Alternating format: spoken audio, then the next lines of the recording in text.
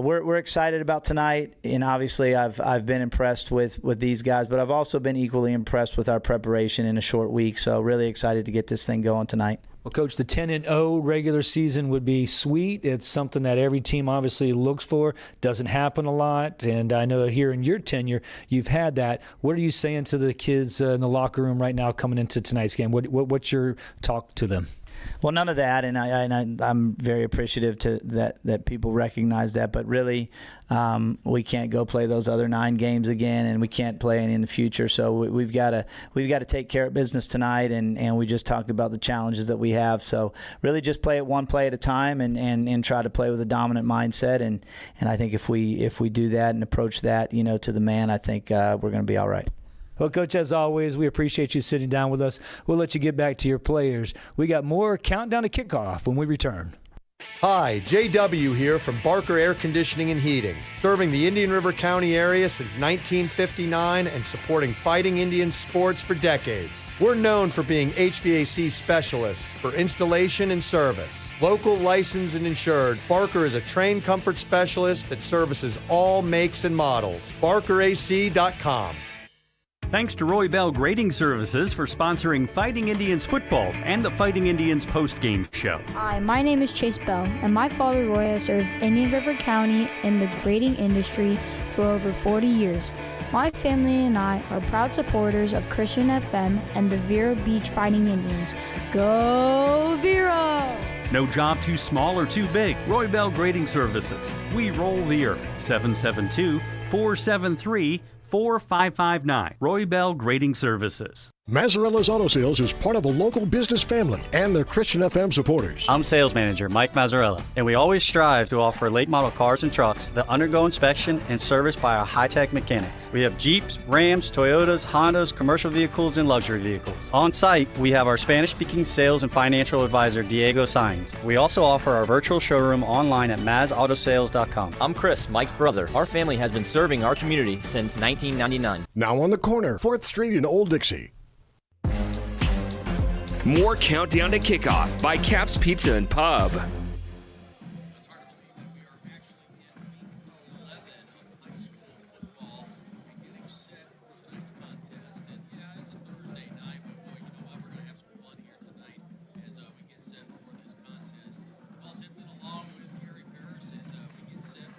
Well, it's going to be a good night of football, we hope, for Vero Beach. And Vero Beach working its way possibly to an undefeated season here, Gary. But before we talk about the future, let's talk about the past. And last week, Friday night, we traveled down to Port St. Lucie area to take on our rival in the district, that is Treasure Coast, team that hadn't won a game all season, Gary. And we knew that if we could win that game, we're 3-0 in the district, we earn the state title, and ensure ourselves of a postseason spot in the bracket. And lo and behold, it didn't take but maybe about a half of football, if that, to say, I think we got this one in the bag. Yeah, but winning the district was one of those things that you put up on the board that you want to go after. That's one of your first, you put up there is to, every coach always wants to win every game. Yeah. But really, it's you want to win your district, because you win the district, then you're assured yourself a playoff spot, and that's every coach wants to be able to go into the second season. So we go down to Treasure Coast, and again, they're in a bad year, an off year. They're 0-9, and we don't show any mercy on them because they're a rivalry, and we've played them in the past. We've had big, not physical fights, but football scrapping between each side, and then then that you're in a good game, and we've always had that. So beating them 49-0, hey, listen, that's what rivalry's about. You're going to get it one time, maybe they'll get it never against us, I hope, but they're a different team. We went down, we did business, Paul. The team, the offensive line, the defensive line, we're in the trenches. We won the battle of the trenches. We won the running game. We won the passing game. We just were a team that was complete, no matter what combination of formation you had or what scheme coach put out there. It worked, and we were able to. He had seven possessions. 7 possessions, 7 touchdowns. Yeah. That's not a common tale. I don't care who you're playing or, what level of football you're talking about. That is not a common tale, so kudos to the offense for doing that. And really, how about kudos to the defense, Gary, who kept giving the offense opportunities, with short field opportunities. We finished with 347 yards of offense on the night, but a lot of that's because we were on the plus side of the 50. Well, now it's only 35 plays. Right. 35 plays. They gave us excellent field position. They don't put any stats on their, in their program, but you had stats for them for the whole game, total yards and all. Don Dexter, our statistician, gave them. What were they? Yeah, well, they had 61 yards of offense to Treasure Coast, so not a lot going on there. And coming into the game, they're only averaging 4 points a game. So, you kind of had an inkling that, Vero should be able to take care of this team. But, I will just say this. I hope that Treasure Coast can get this fixed because I like having rivalries. I like having good, healthy competition around this area. And I don't want to really see Vero have to travel all these. I don't mean travel like bring teams in from Pembroke Pines or whatever so that we can play healthy competition like this, Gary. Hopefully this area can kind of get some better athletes on the field and get some better competition, especially in our district. And Fort Pierce Central is doing well. This is exactly what I was going to say to you, Paul. Fort Pierce Central is playing some fantastic ball. Matter of fact, they're runner-up in our district. They're going to be in the playoffs themselves. Because they're possibly going to be the 3rd seed in the bracket. And we'll see that in a couple weeks, I think, because they have an open date next week. And then is it next Thursday or when will they do it? I'm trying to get the – So, yeah, Thursday, I believe somewhere around, I don't know if it's like 3 or 4 in the afternoon, they're supposed to have the show. And my advice to you is, just check out our Facebook page. We'll try to make sure we post the link there. So if you want to watch the show, because they'll do the reveal. They start, I think they start with 7A and then work their way down. Or was it the other way around? I don't know. It doesn't matter because right now we're holding number 1 in the state on 7A. Correct. And number 1 in the state overall. Of all classes. Correct. So we'll stay number 1 in 7A. And so that means we'll have games here all the way through the region. That is the thought process right now, Gary, that Vero Beach probably will hold in their power ranking as, at the very least, I think, will stay number 1 in 7A. Yes, and then the only thing if we do that and we stay there, then we'll have the 4th game of the year, the semifinal game would be held here too. Either if you're number 1 or number 2, believe it or not. And that's a big if we get we haven't haven't seen that territory in quite some time. It's been a long time since we made it to the 4th round, but I'm a believer that we'll do it this year. All right, folks. Well, we're having a good time here tonight, and we're glad that you are here with us as we're on a little Thursday night football action here at the Citrus Bowl against Somerset Academy. We'll step aside. We'll talk a little bit more about the Panthers and this game here tonight. Countdown to kickoff here at your Christian FM. Cafe 66, located on US 1 just south of 8th Street. At Cafe 66, our breakfast menu is all about variety. From biscuits and gravy, to country fried steak and eggs, to Nutella stuffed French toast. Our lunch and dinner menus have something for everyone, from barbecue platters to unique burgers.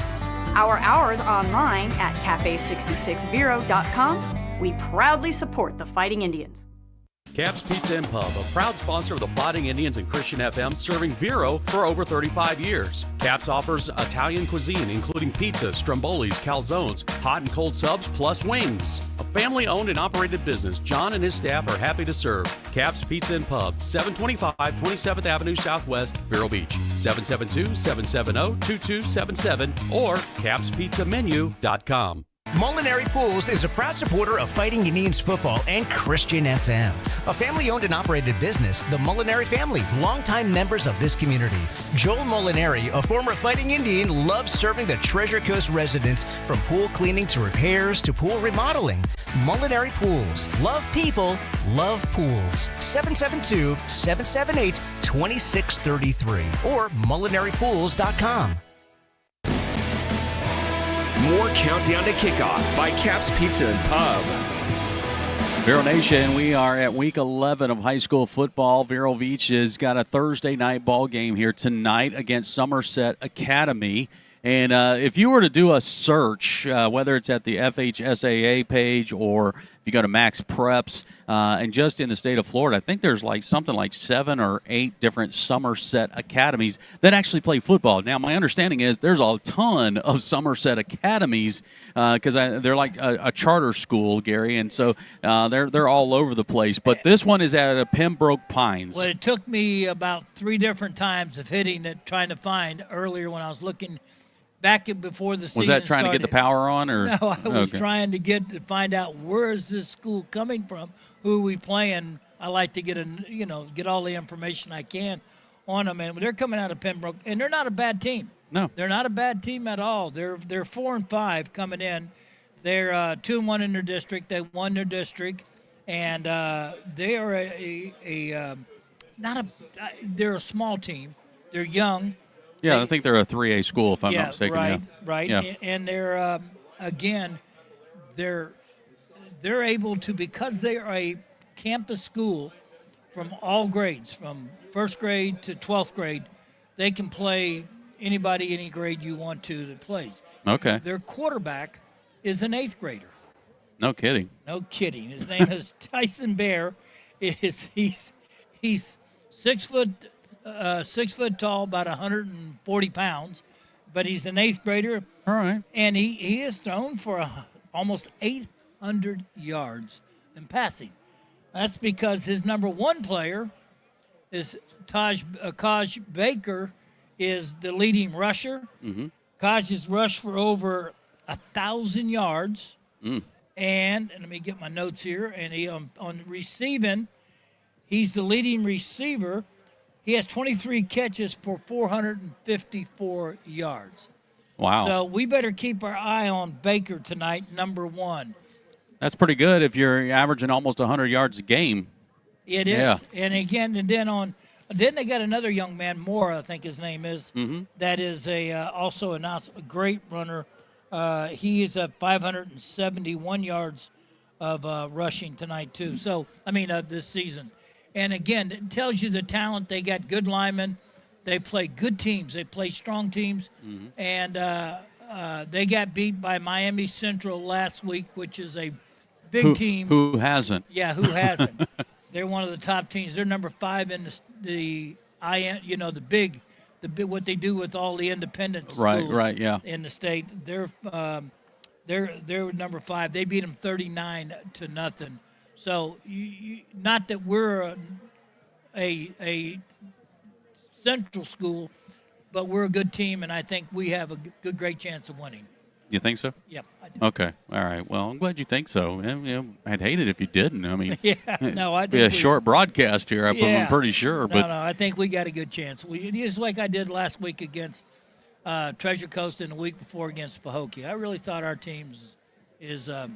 Well, Gary, we talk about this, peaking at the right time, and Vero Beach just seems to be trending in the right direction. I hope they're not peaking, but I hope that we're just watching them continually rising and getting better and better. I agree. And watching how EJ has played this year, we've used a lot of adjectives to describe the young man, but it's really been remarkable to watch him take over the reins because he had to. And he accepted the responsibility of it. And in turn, he's used his athleticism, but his leadership has been impeccable this year. He has won his teammates over. He stepped right in that Galley game, and when Mons got hurt, Was it the Galley game? Yeah. Yes, it was Yeah. the Galley It game. was the first second game. Quarter. It's second quarter. Yeah. And it's been that far back, but he stepped in and took over and really won his teammates and won the job itself that the coaches felt comfortable. And he's had a fantastic year. If you look at his numbers, Paul, he's almost completing. He's at 74, almost 75% of his passes. Last week he was 18 of 20 for about 240 yards. 12 for 12 in the first half. 12 for 12 in the first half. Here's a young man that's over 1,700 yards of passing. He's, 700, almost 600 yards, 700 yards, 714 yards. 716. 716 in rushing. And when the season, they count tonight's stats and the playoffs, there's a good chance he will be over 2,000 yards passing, probably at by that after the first playoff game, and 1,000 yards rushing. That is phenomenal. That's impressive. You don't see that in quarterbacks. He's accounted for 33 touchdowns on the season so far. Unbelievable. Both through the air and with his legs. And again, Matt and I talked a lot about this over the last couple of weeks about how his vision on the field as a passer and how he's finding the open receivers, how he reads the defense, how he goes through his progressions has been really fun to watch. And look, if the receivers don't do their job, we're not talking about the numbers with EJ like we are. So, I mean, Coach talks about this being a complementary sport. So if the line doesn't offer the protection, gives him time to be able to throw the ball and give the receivers time to run the routes, we don't talk about any of this, do we, Gary? No, and I'll tell you, to show you the fact how well he distributes the ball equally across the board, he has got 6 receivers with double-digit catches and out there right now. Right. 6 of them, that has it. He has, what'd you say, 21 or 22 touchdowns? 20 touchdowns. 20 touchdowns through the air, and he's run for 13 running touchdowns. The other player that I'm going to say this, that I think that has really impressed me also is Hillsman. Hillsman has done a great job. Jonathan Hillsman coming in as off an injury, didn't play last year, missed the all year. Yep. And here's a young man that has come in that's running the ball, blocking. He's phenomenal. He picks up the blitzes so well. He was so hungry to play. He's willing to do everything. He's also probably your second leading receiver on offense coming out of the backfield. I think around third. Well, no, third. I'm right, Stinson. Yeah. Stinson's number 2. Stinson and Woods are neck and neck right now. Yeah, I knew that. But then you give Hillsman coming out of the backfield, and I love but the still, way. Gary, I mean, he's got 20 receptions on the season. I mean, that's pretty impressive. I mean, and a lot of that coming out of the backfield, obviously. But I agree with you. I feel like his best asset to the team right now has been his blocking. Unbelievable. Picks up the blitz. When there's a run by the quarterback, he sees EJ will drop back, look. His leading blocker is going to be Hillsman coming up through there. And he's had some big runs because of him. It's some big runs because of his blocking. Somerset Academy here tonight to take on the number 1 ranked Fighting Indians here on their home turf. We're counting down to kickoff. We'll have more. We'll get a chance to check in with the guys on the field here in just a moment. We'll be back right after this. Comfort Zone AC and Heating of Vero Beach has been servicing Indian River County for over 40 years, using only certified technicians. As a Christian, family, and veteran-owned and operated business, they offer comprehensive air conditioning, heating, and indoor air quality solutions to their clients. Online at ComfortZoneACNow.com. Proud supporters of the Fighting Indians. Christian FM is supported by Caribbean Lawn and Landscaping Incorporated, providing licensed and insured services in Vero Beach since 1991. Their services include lawn care, landscape design, irrigation, pest and termite control, mosquito misting systems, and seasonal preparation. Caribbean Lawn and Landscaping takes pride in always keeping your property looking its best. 772-569-8680 or CaribbeanLawn.com. The McCall Agency, Inc. owner is a fourth-generation Vero Beach resident and big supporter of the community and the Fighting Indians. The McCall Agency, Inc. is an independent agency and broker whose motto is securing your future one policy at a time. To learn more about personal, commercial, life, or health insurance services, Ron McCall can be reached at 772-473-6856 or McCallagencyinc.com. More Countdown to Kickoff by Caps Pizza and Pub. 4-5 Somerset Academy here to take on undefeated 9-0 Vero Beach, number 1 in Class 7A, and in the power rankings, number 1 overall. So you got Somerset, though. They got to get a win or try to get a win here tonight because their playoff opportunity kind of hinges on whether they can win this game or not. So you expect for them to come out with their hair on fire. All right, Derek West, we'll check in with him on the defensive side. We had that single wing last week, and while we don't have single wing this week, still got to worry about a weird-looking offense. No question about it. Last week, it's always a challenge when you're playing a single wing to be able to play within your assignments in middle linebacker, and I really thought that Duke Phillip did a really good job last week, and as well as Lance Stone playing within their assignments. More is going to be required in that arena this weekend or tonight's ball game. You got two players, really, Kaj Baker and Mason Mora. These guys have scored 23 of Somerset's 26 touchdowns, and really, really good players. Their first team running back, Kaj Baker, averaged 113 yards on the ground, also catching the ball for 50 yards out of the backfield.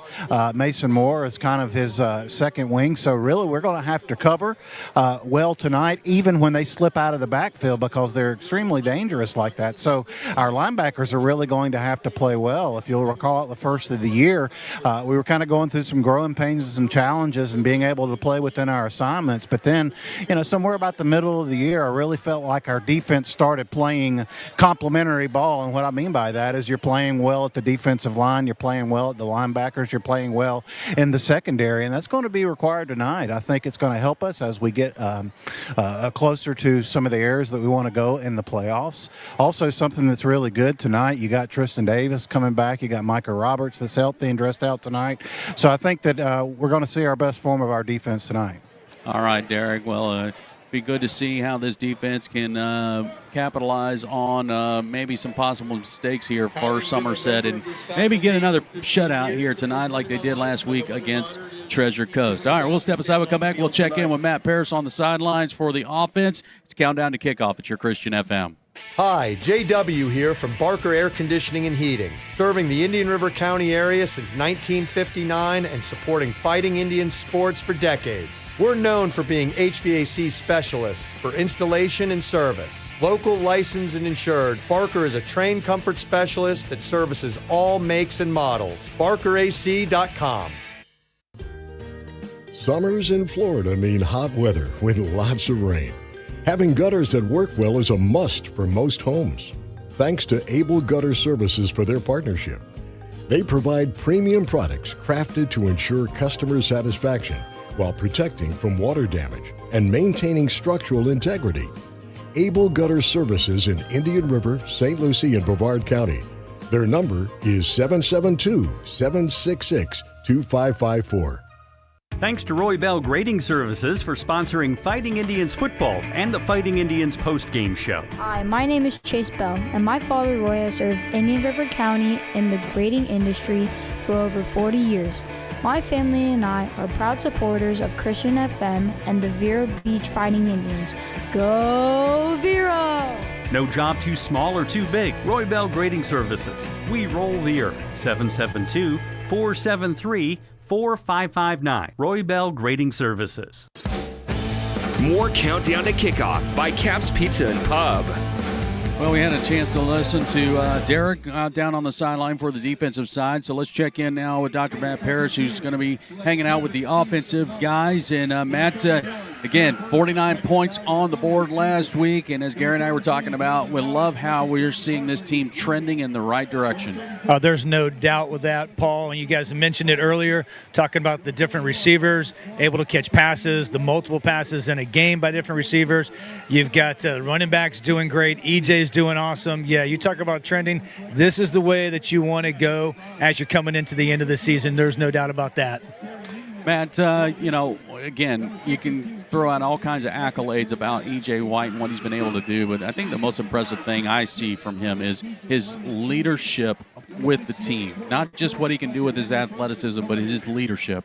You can see that on the sideline, and we get the benefit of being down here and seeing that. Not only was he, as he's in the tent, so when I say the tent, so we have, there's TVs now, we got video, so when the young men come off, they can go right to the tent, they watch the plays that just happened. You can see EJ coming in there, and if someone maybe didn't have a great block or did something, he's the first to encourage them. All right, he's not yelling, never yells at him, never does anything like that. He's the first one to come up and encourage him. And, guys, that goes a long way as for any position, but especially when you're a leader. If they're not chewing you out, but they're lifting you up, it's a sign of maturity, but great leadership as well. Matt, I was watching the players warm up earlier, and I saw a familiar face down there throwing the ball around. Who was that? Yeah, guys, how about that? Number 1, Champ Mons. He's dressed out. He has practiced this week. He's cleared to play. Obviously, we're going to see EJ. He's running number 1s. There's no doubt about that. I mean, literally, he just got back this week, so we have no idea what's going to happen, what Coach has in plan for that. I think if I were to pin Coach Jay down, I'm not exactly sure he knows what his plan for him. That's probably going to be a game time as it goes. I'm sure he'd probably like to see him get out there just to get some reps, knock off the rust. But how about this? You got your number 1 quarterback who's probably going to be the player. I mean, when I say number 1 quarterback in EJ, probably going to be the player of the area, if not like maybe some state stuff that we're looking at for EJ. And then his backup right now is the number 1 quarterback in the nation for his class. That's a pretty good problem to have. I don't know if you call that a problem or just what a blessing, I should say, if you're going to say that would be that to have, because you got EJ doing fantastic, plus you got the number 1 quarterback in the nation. And I wouldn't be surprised if coaches are going to try to get him in and get some plays in just to, for anything, just to get the rust knocked off of him. It would be kind of fun to watch and see if he does get some playing time tonight. It's good to see him dressed out as the last time we saw him was in Week 1, Oak Alley. It was in the second quarter that he was making a run towards the sideline near midfield. We saw him come up. At first glance, we thought, maybe looking at a hamstring injury. Turned out to be more of a serious issue with his ankle. And good to have him back out on the field. And we'll see. Maybe we get a glimpse to see that young man tonight here in this ball game. Well, folks, we're going to step aside, and we got Bobby Paris coming up with Women of the Fighting Indians, and she will have Dale and David Mason's mom here to talk about the boys. We've got Countdown to Kickoff right here at your Christian FM. Cafe 66, located on US 1 just south of 8th Street. At Cafe 66, our breakfast menu is all about variety. From biscuits and gravy to country fried steak and eggs to Nutella stuffed French toast. Our lunch and dinner menus have something for everyone, from barbecue platters to unique burgers.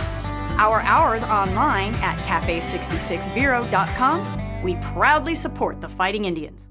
Mazzarella's Auto Sales is part of a local business family and their Christian FM supporters. I'm sales manager Mike Mazzarella, and we always strive to offer late model cars and trucks that undergo inspection and service by our high-tech mechanics. We have Jeeps, Rams, Toyotas, Hondas, commercial vehicles, and luxury vehicles. On site, we have our Spanish-speaking sales and financial advisor Diego Sainz. We also offer our virtual showroom online at mazautosales.com. I'm Chris, Mike's brother. Our family has been serving our community since 1999. Now on the corner, 4th Street in Old Dixie.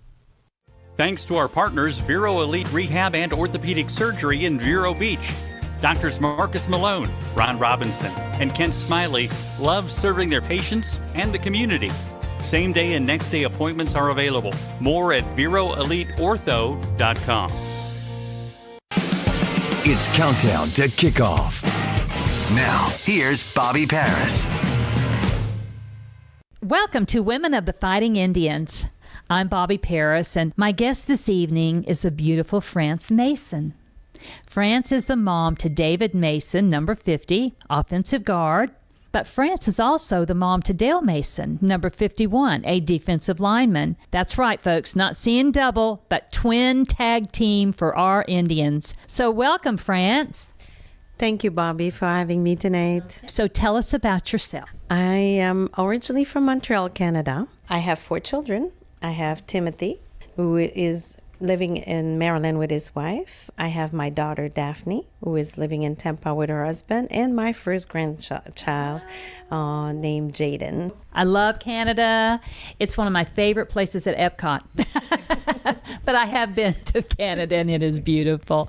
I can imagine now you are busy working mom. So what's your answer for keeping it all together? What I do is I'm pretty good at scheduling, and prep meal on Sunday is my favorite day to just prep meals and get ready for the week. The twin thing is always interesting. Are they identical? Yes, David and Dill are identical. David and Dill are very different in the approach sometimes, the way they speak, but sometimes in a quick look, I have to take a double look. It's like, oh, I thought it was Dale, or no, I thought it was David. In our world today, it's hard to have family time. Do you ever get a chance to have time without football, cell phones, and outside distractions? Yes, we tried to do some day trip like yesterday. We did some kayaking and enjoying each other on the water. It's so important to keep it and keep communication open and just a good time, fun time. Time goes by so fast and then they're gone. You have a special day. It's called France Day.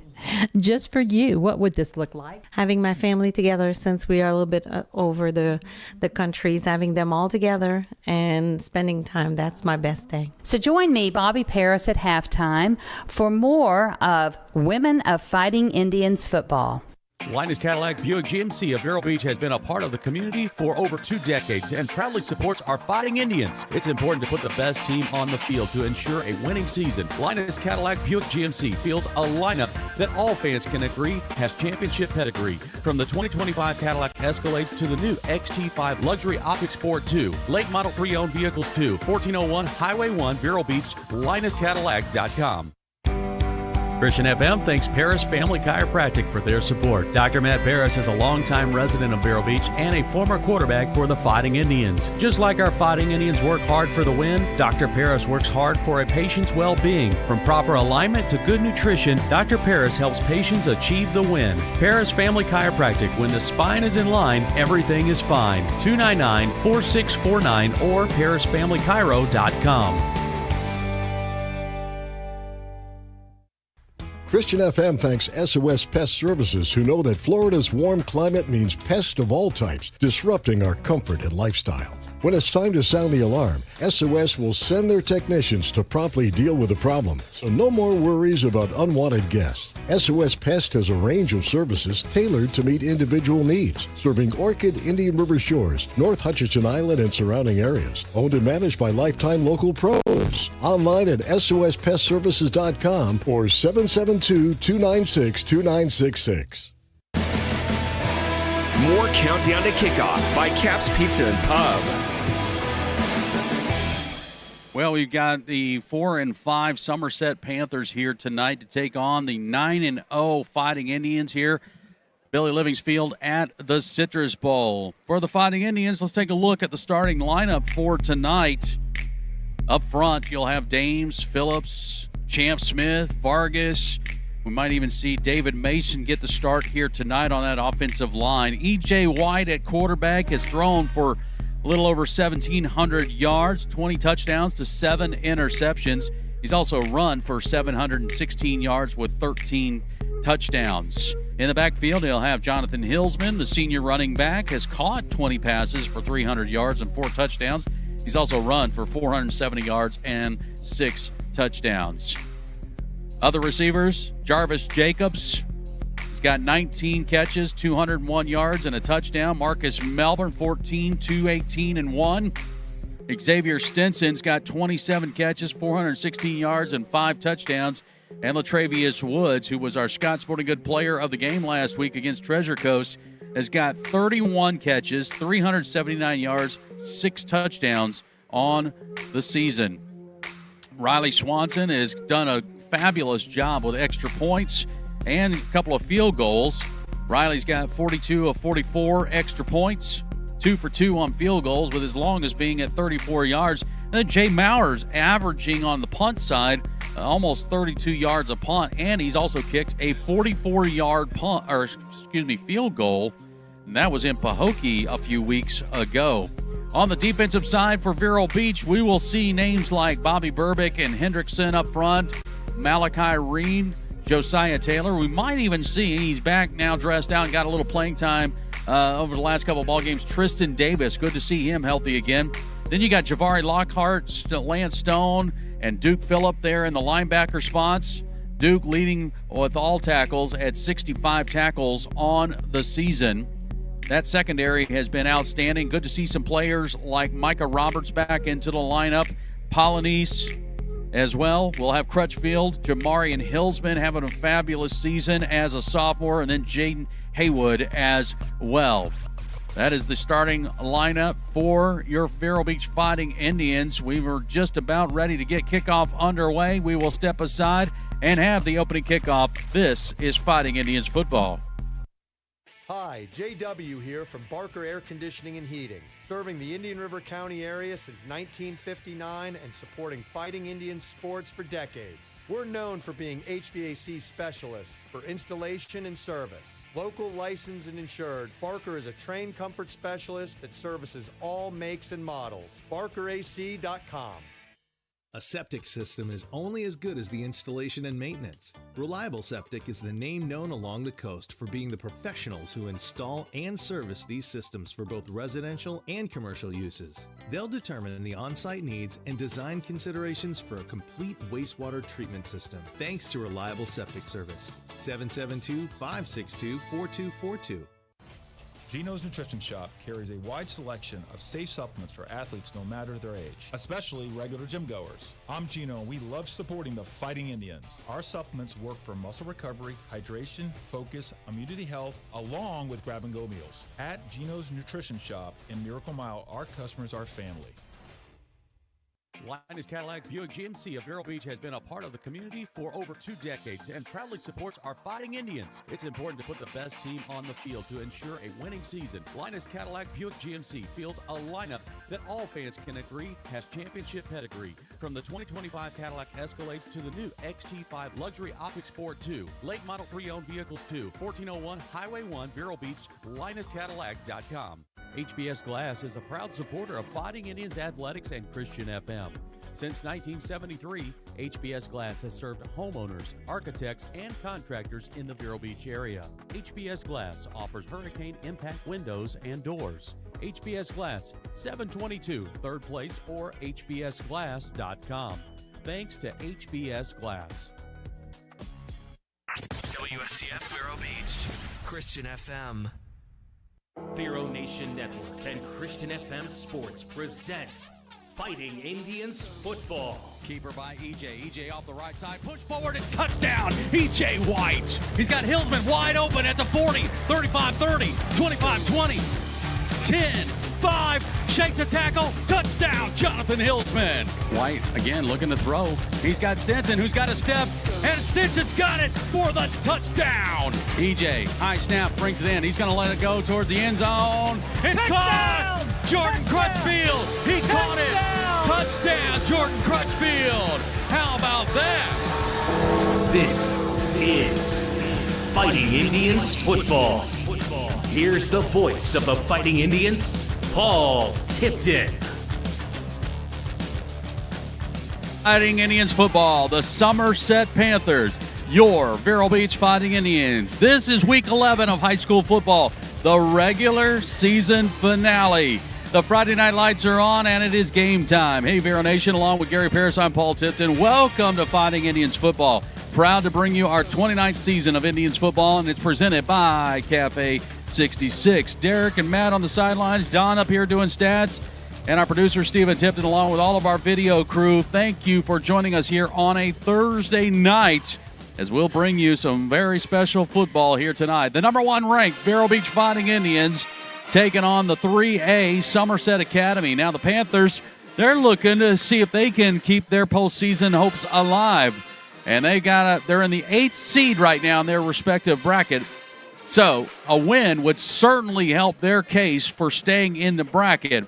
But for Vero Beach, it's been businesslike since game number 1. And Vero Beach looking to take care of business here tonight and ensure that they are not only just number 1 in the bracket, but number 1 in the class, as they have been for the last several weeks. Vero Beach is going to be wearing their black uniforms tonight with the red helmets. And for the Panthers, little shade almost of like UNC type of colors here. White jerseys, you got dark pants, and they got the blue helmets here tonight. Somerset won the toss. They have deferred to the second half, so Vero Beach will get set to receive the opening kickoff. And Vero Beach lined up on the west end of the field. Kick is there. It's going to be a short one. Fair catch is going to be called right around the 29-yard line. So that's where we will see the Vero Beach offense get its start, and it is led by E.J. White. And the senior who started this season at receiver and then moved into the starting role because of an injury to Champ Mons has done a spectacular job at quarterback. He's thrown for 1,712 yards, 20 touchdowns to 7 interceptions. He's also run for 716 yards and 13 touchdowns. He's averaging 74% on his completion rate. Last week in the first half alone, 12 for 12. And tonight, he'd like to get off to another hot start. Vero's going to start from its own 29, 1st and 10.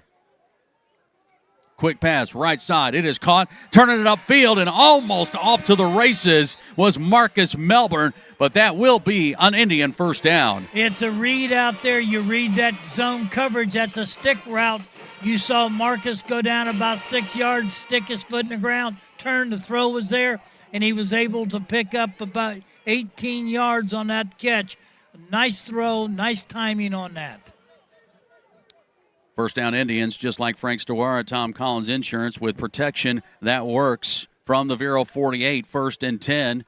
Swing pass going to go left side for Hillsman. There's 2 defenders there, and Hillsman not able to get back to the line of scrimmage, will lose a yard. Again, we've seen that Hillsman run the ball or catch the ball out of the backfield a lot this year. He had 20 catches coming into that.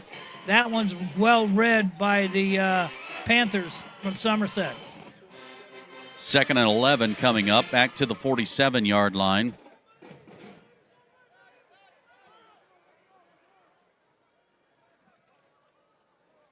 Indians will send trips to the left side, but in a tight formation. Now Hillsman in motion, and it's going to be a shovel off the right side for Woods, and Woods turns it up to the 35-yard line of Somerset, and a first down. Yeah, and again, I nice play, misdirection play, and we saw Woods that time cut it up, whereas I really feel like Coach may want him to go farther outside, but that's a good run, good play.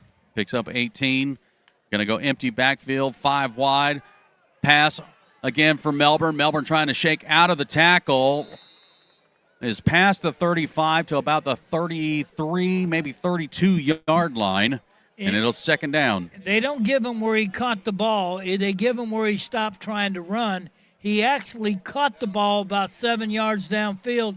He tried to reverse field, and he lost about 2 or 3 yards on that. But it's a positive play to begin with. Melbourne's going to go in motion now, turns back around. It's going to be a handoff to Hillsman up the gut.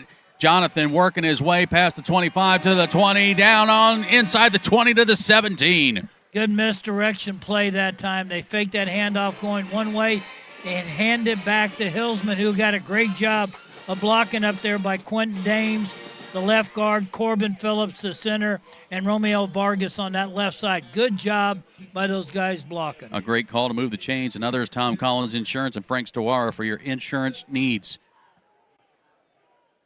18-yard gain on the play. Keeper by White. White's got a hold. Turn it upfield to the 10, to the 5. And another first down where it's going to be 1st and goal. Again, that's a read that they've run a lot this, and they got the leading blocker on that coming around is Hillsman, but you had a good job blocking by David Mason and Corbin Phillips up in there, and Champ Smith on the right side. They allowed him to get up there and get another first down. Picks up 13. It's first and goal at the 5. And that's a Hummingbird Care Services red zone alert.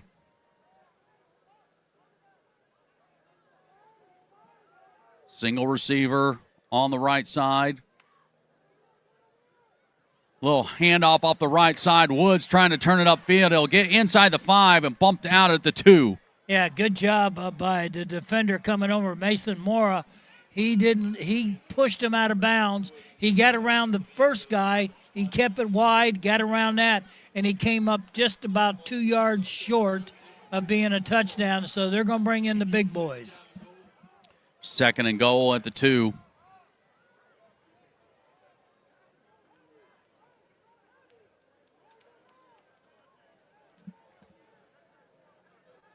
Play clocks at 10 seconds. Up under center. Now a shift.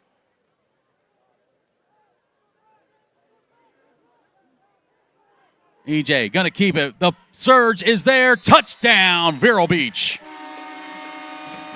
White, 2-yard run.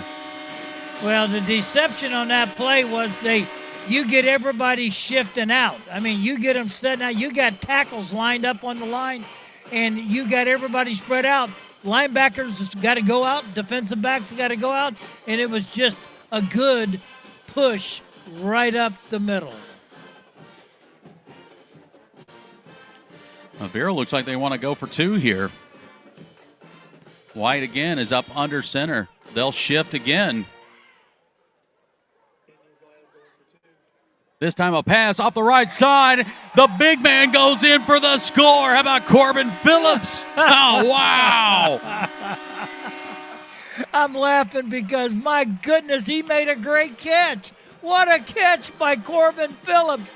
The big guy's the center. He gets rotated out to play as a tight end, and he catches that ball in his hands and takes that 3 yards like, hey, nobody going to stop me. Vero leads 8-0 here in the first quarter. Cafe 66, located on US 1 just south of 8th Street. At Cafe 66, our breakfast menu is all about variety.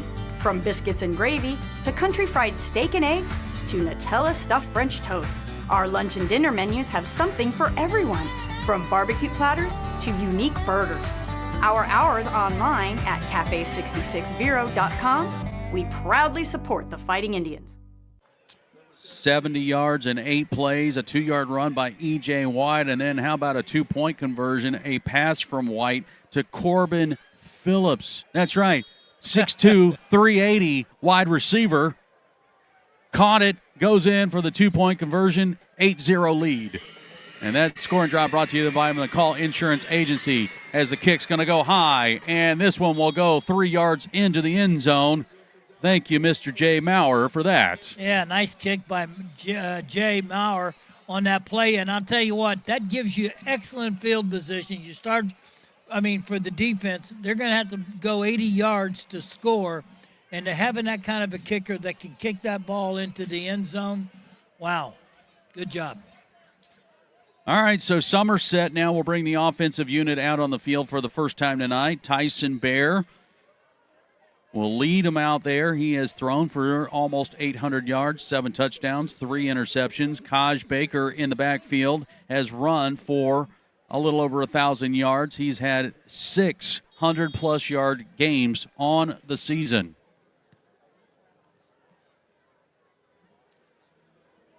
Panthers will start from their own 20. First and 10, receiver in motion. Handoff. Bounce to the right side. Will get about maybe 2 to 3 yards on the play. Hendrickson and Phillip was there to make that tackle on that play. He went one way, tried to cut back. He does a good job, but picks up 3 or 4 yards on that play. And that was Mora that got the call. Excuse me, Mora. All right. Picks up 3, make it 2nd and 7.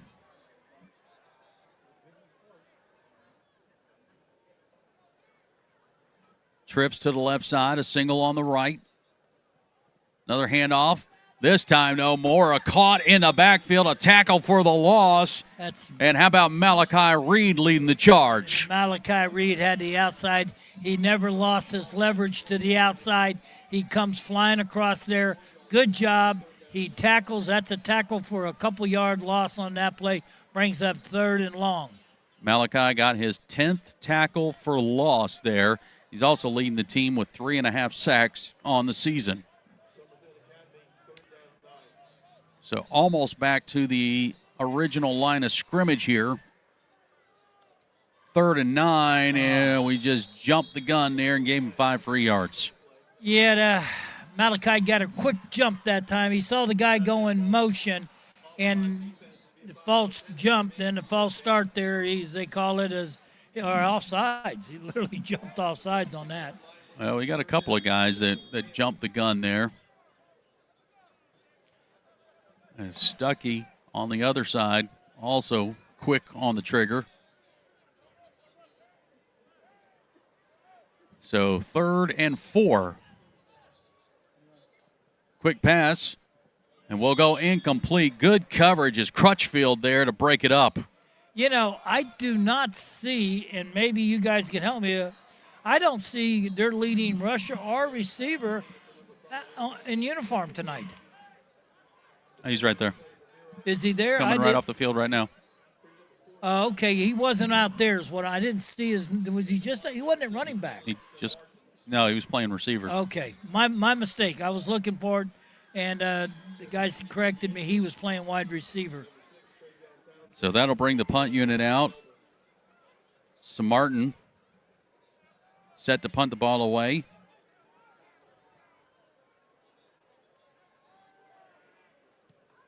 He booms this one straight up in the air.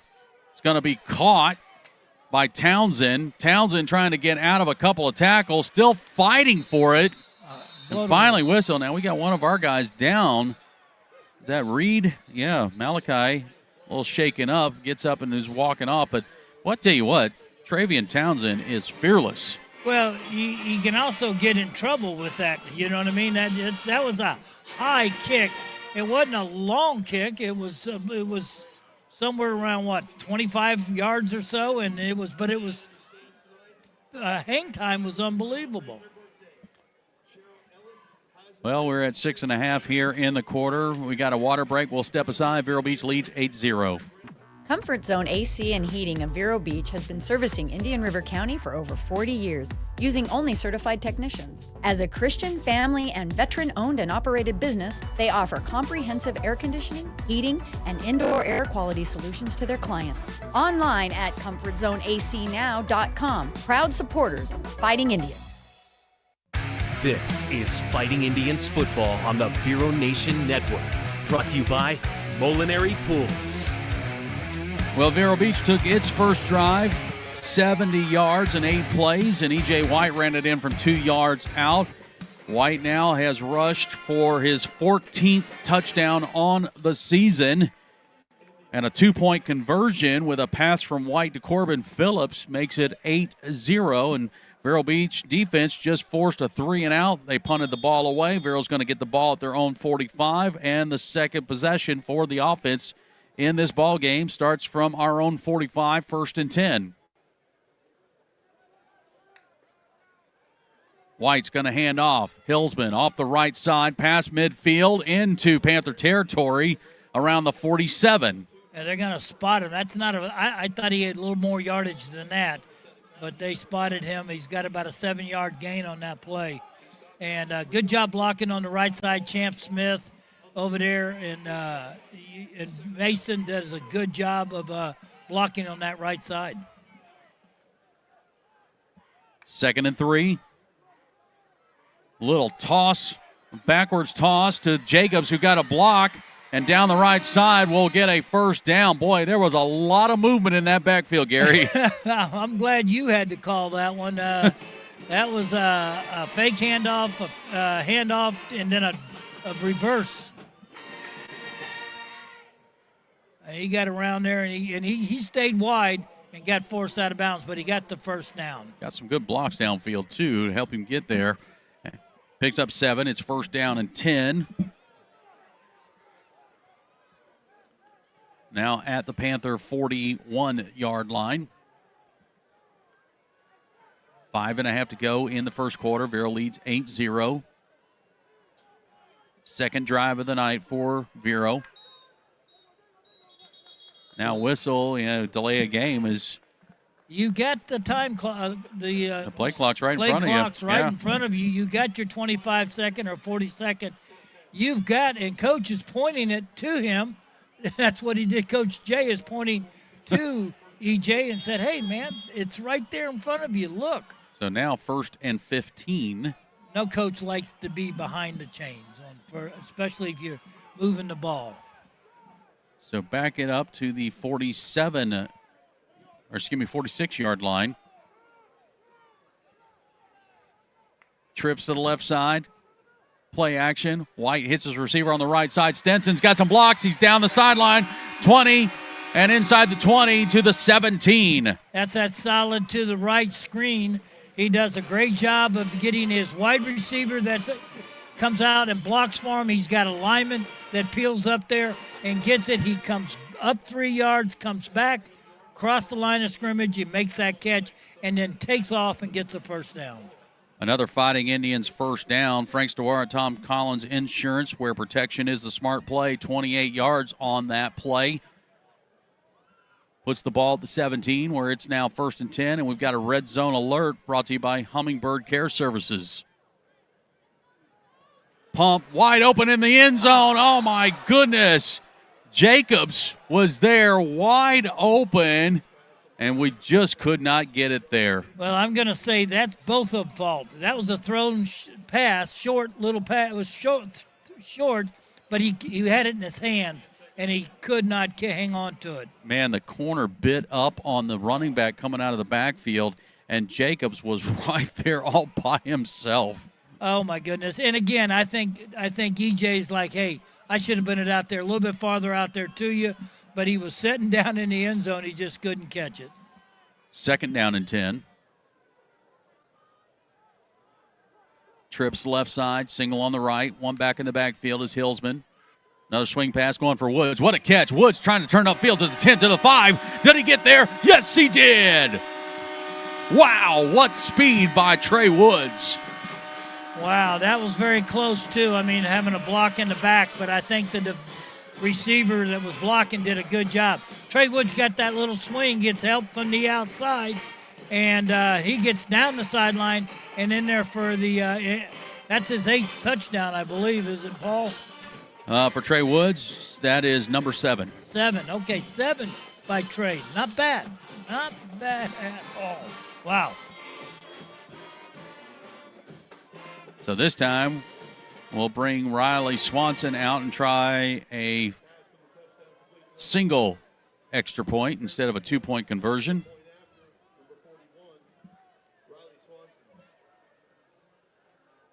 Banzoff puts it down. Swanson puts it up and nails it through the uprights. And it is 15-0 in the first quarter. Comfort Zone AC and Heating of Vero Beach has been servicing Indian River County for over 40 years, using only certified technicians. As a Christian, family, and veteran-owned and operated business, they offer comprehensive air conditioning, heating, and indoor air quality solutions to their clients. Online at ComfortZoneACNow.com. Proud supporters of the Fighting Indians. Hi, Vero Beach. I'm Frank Stora from Tom Collins Insurance. Born and raised right here and a former Fighting Indian, I'm very proud to support this team and this great community. Tom Collins Insurance has been locally owned and operated right here since 1989. We are Vero. For all your insurance needs, my number is 772-778-9222. Go Indians. 55 yards, 5 plays, a 17-yard catch by Trey Woods into the end zone. Swanson's extra point is good. And now that is a 15-0 lead for the Vero Beach Fighting Indians. And so with that, Trey Woods now has 7 touchdown receptions on the season. Wow. He's having a great year, isn't he? Another kickoff. This one's going high and deep into the end zone. So Panthers again start from their own 20, now down 15-zip. Whether it's Maurer or whether it's Swanson, they both boomed out, kicked the ball into the end zone. It's great to have those kind of kickers. I tell you what was fun, Gary. Yesterday, I was out at practice, and at the end of practice, they were having some fun with the kickers, and they put them at, I think it was like right around about 52-yard field goal tries.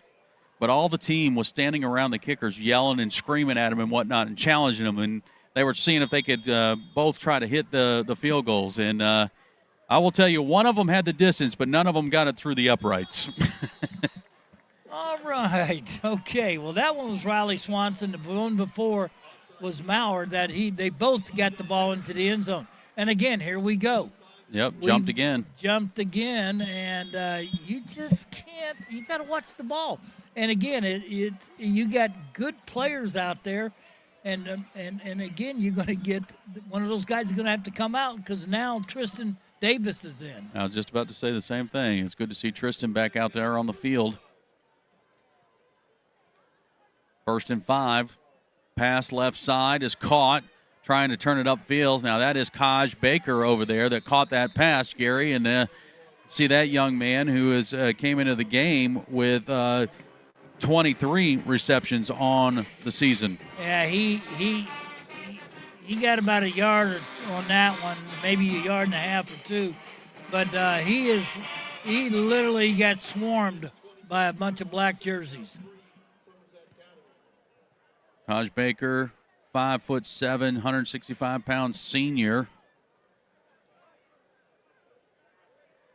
Lined up at receiver on 2nd down and 3. Handoff's going to go to Mora, left side, and leaned to the 30-yard line. Does he have enough for the 1st down? I think he is. I think he's got it. If they give him right where he's at, now they're saying 3rd down. No, they backed it up a yard. It's at the 29. Yeah. So 3rd and 1.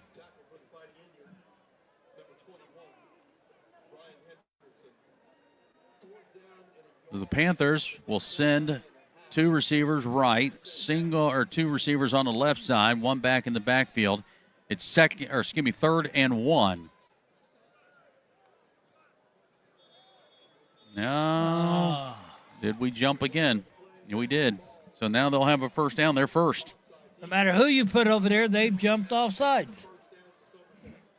It's something about that. They're trying to get a jump. Listen, you know they're going to run the ball.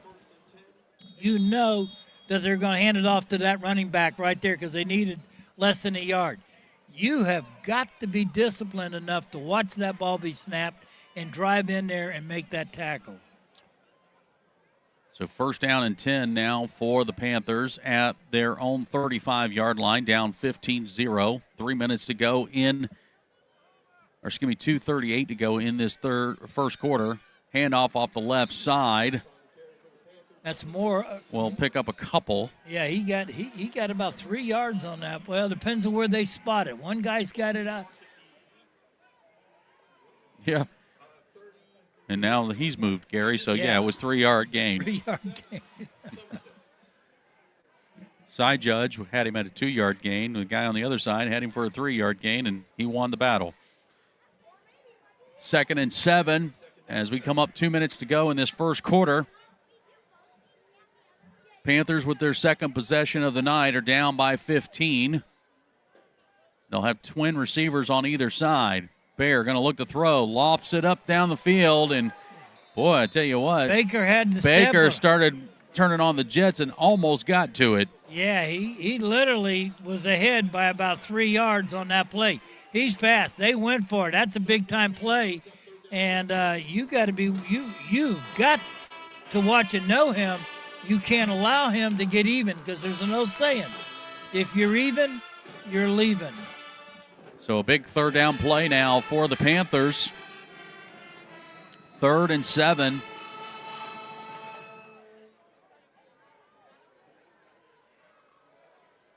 Trips right side. They're going to go for a receiver screen. Oh, my goodness. Crutchfield had a jump on it, and if he caught that, he was going to the house. Instead, it's incomplete. Yeah, he telegraphed that. The young quarterback did over that.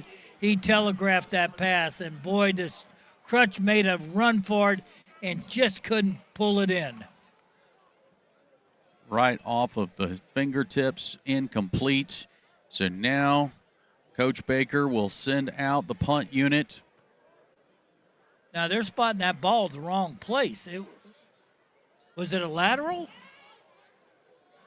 No, it was not a lateral. It was a Well, forward but pass. it should. Now it's 4th down and 14 yards. That had to be a lateral. Punt is up. It's going to be a short one. Vero's just going to get away from it. It'll take a couple of bounces into Vero territory, roll to the 47 of Vero Beach. All right, well, that's twice now. The defense has forced a punt, and the offense for the Fighting Indians will head back out on the field, start from their own 47-yard line, leading 15-0. That was strange. It was an incomplete pass, so it should have been 4th and 6. Instead, they moved it back, which made me think it was maybe a lateral. It was called a lateral, but, yeah. Wow.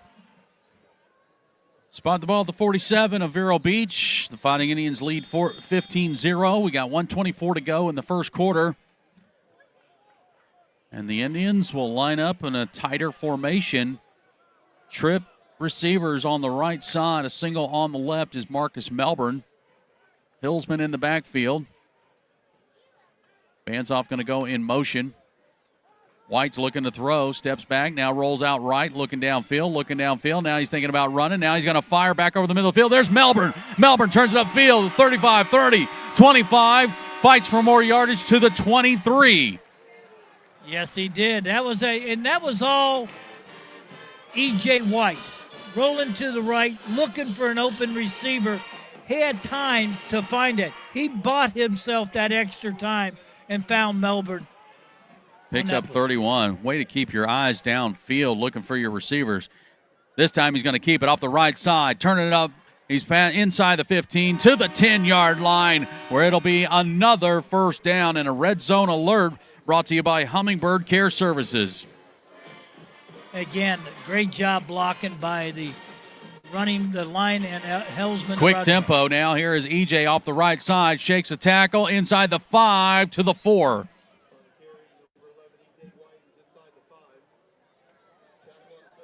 And the Indians want to hurry this up, thinking they want to try to get a score maybe before the end of the quarter. Here is now at 30 seconds and counting. It'll be 2nd and goal. Now they went from tempo to slow it way down. Are they going to wait for this quarter to finish and maybe try in the second quarter? As the quarter now at 11 seconds. And I think they're just going to let this one go, Gary.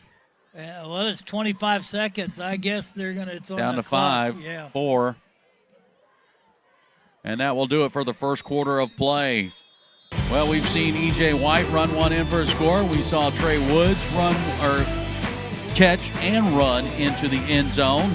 We saw Corbin Phillips catch a pass for a 2-point conversion. What a first quarter here in Week 11. Vero leads 15-0.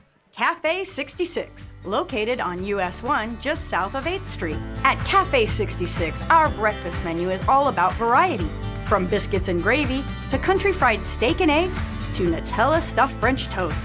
Our lunch and dinner menus have something for everyone, from barbecue platters to unique burgers.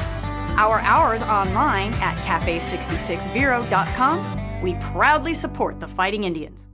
Christian FM can put this game on the radio thanks to the support of businesses like Chuck Bateman State Farm Insurance in Vero Beach. Chuck's goal is to create an atmosphere where customers can talk about what's important to them. He's also a huge supporter of our local chapter of the Fellowship of Christian Athletes. Chuck's phone is 567-1106 or chuckbatemaninsurance.com.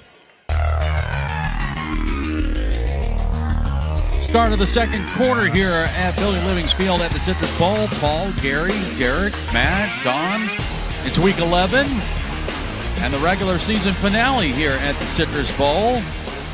Indians lead 15-0, but when play resumes here in just a moment, we're going to be looking at a 2nd and goal from the 4-yard line. And Indians looking to extend their lead here against Somerset Academy out of the Miami area.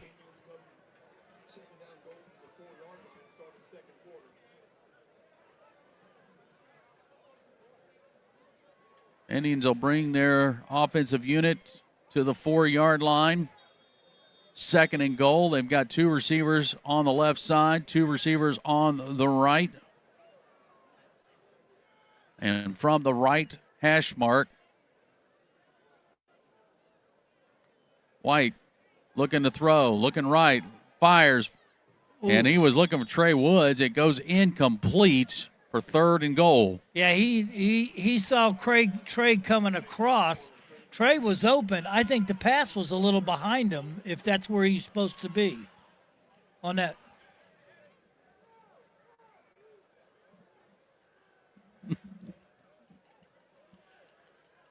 So 3rd and goal from the 4.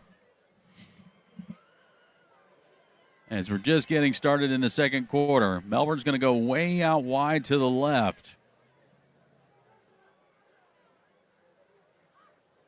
From the right hash, White now is looking left, fires. He's got Woods wide open, and he's got his 2nd touchdown catch of the night. Well, you line it up that way, and you take one to the corner, one coming to the post, the goal post, and the other then has to be wide open if you don't adjust. They did not adjust on that play. That was wide open. That was way too easy for your quarterback and receiver to get that open like that. That's just a bad misread out there by Somerset. A great call because you're going to put those defensive backs in those kind of positions.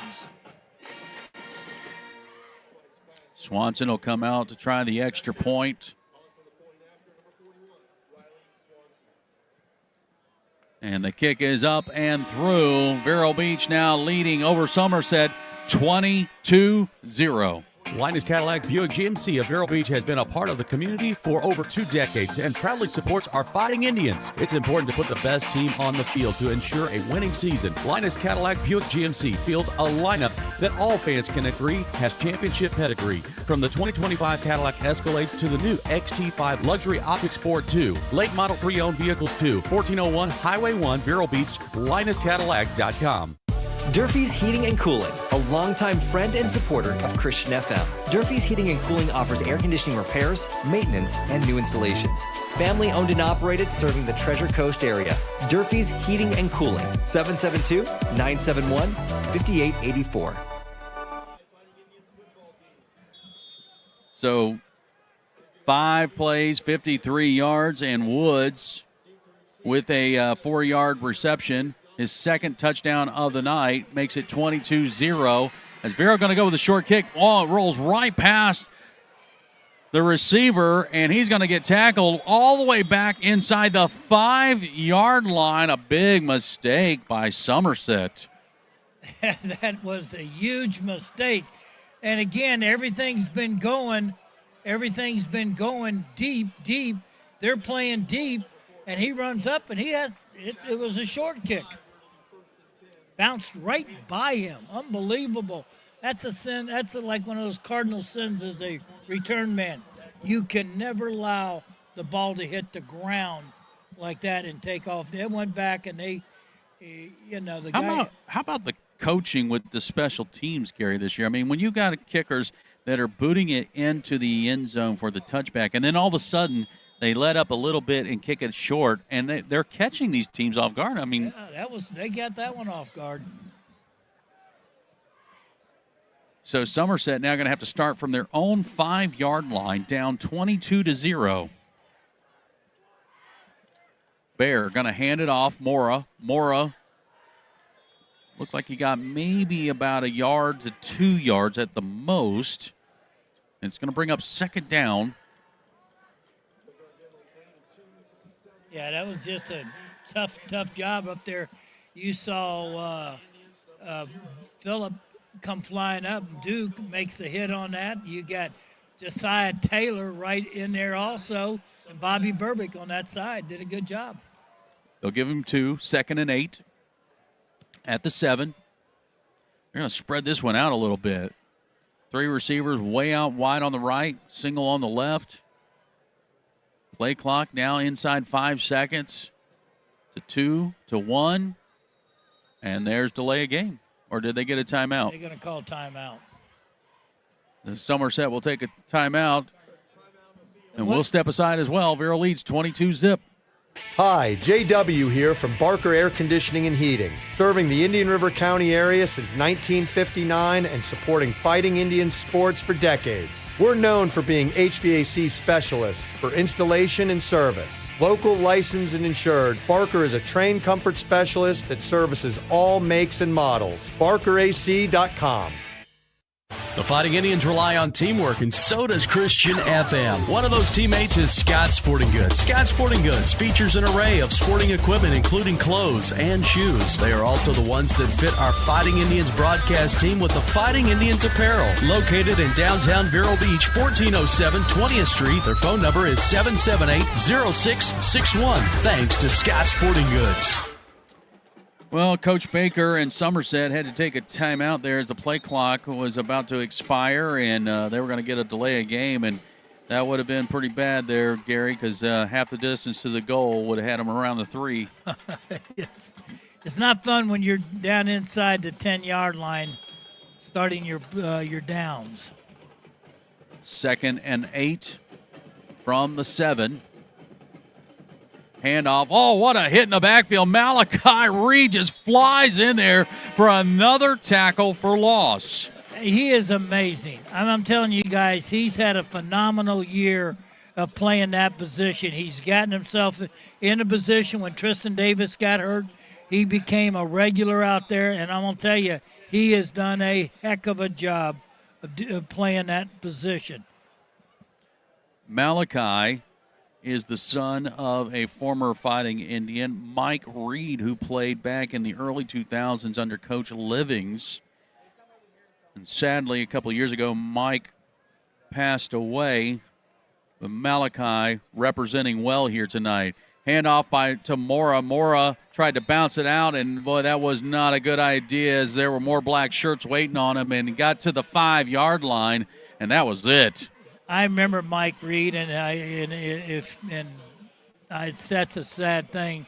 But Malachi, he would be looking down on Malachi. That was his 11th tackle for a loss this year, and he's got like 3.5 sacks, and he's playing hard. He plays with area. I remember him when we had him as a 9th grader at JV, and we were trying to make a defensive back at him. Then he went linebacker. Then he went down to this line position, and he's doing really good. Here's the snap, punting out of the end zone, line drive. And that ball, I believe, went out of bounds somewhere around the 25, I think. Well, they keep running. He hits it. Yeah, they're going to spot that at the 32, I guess. Okay. He literally almost kicked his lineman or the guys in the back. That was a low line drive kick. All right, so great field position for Vero Beach. This will be the 4th drive of the night. So far, the other 3 touchdowns. They're continuing the trend from last week, Gary. They had 7 of them last week in a row. They've had 3 tonight.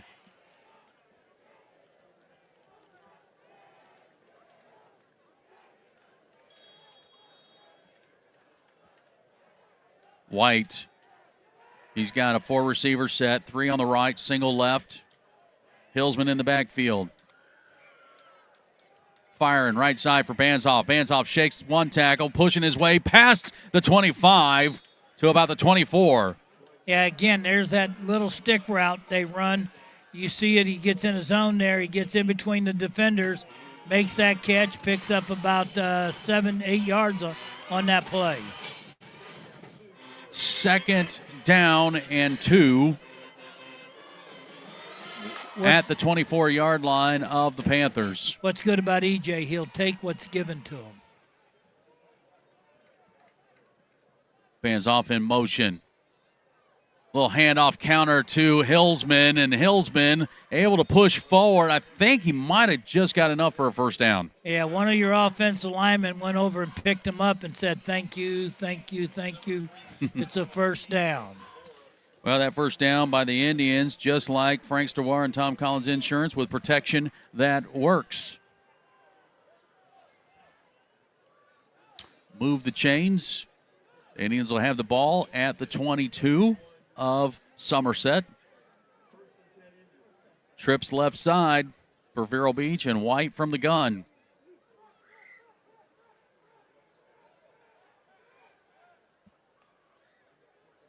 EJ looking to throw, going for the corner route, and it is batted down. Good coverage by Somerset. A little underthrown. He was looking for Stinson on the right. Yeah, Stinson played defense on that one. He was had to step on him. He's got to get the ball up on that one. That one was a little as an errant throw as he threw the pass to the end of the end zone there, and it was a little shorter than it needed to be. 2nd down and 10 now for Vero Beach from the 22. 2-by-2. Bobble by Jacobs, but brings it in, turns on the corner, down the sideline, touchdown, but we got a flag. And most likely that's going to be blocking in the back or holding on that play. Wow, you bobble the pass and then turn on the Jets down the sideline for the score, but the flag's probably bringing this one back against the Vero Beach offense, and it will be against Vero.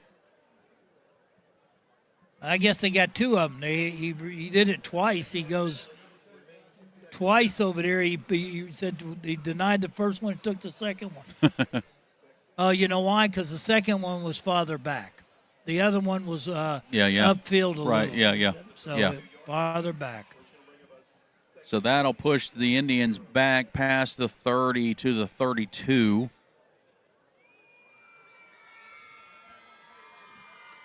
Back to our initial line of scrimmage when this drive began.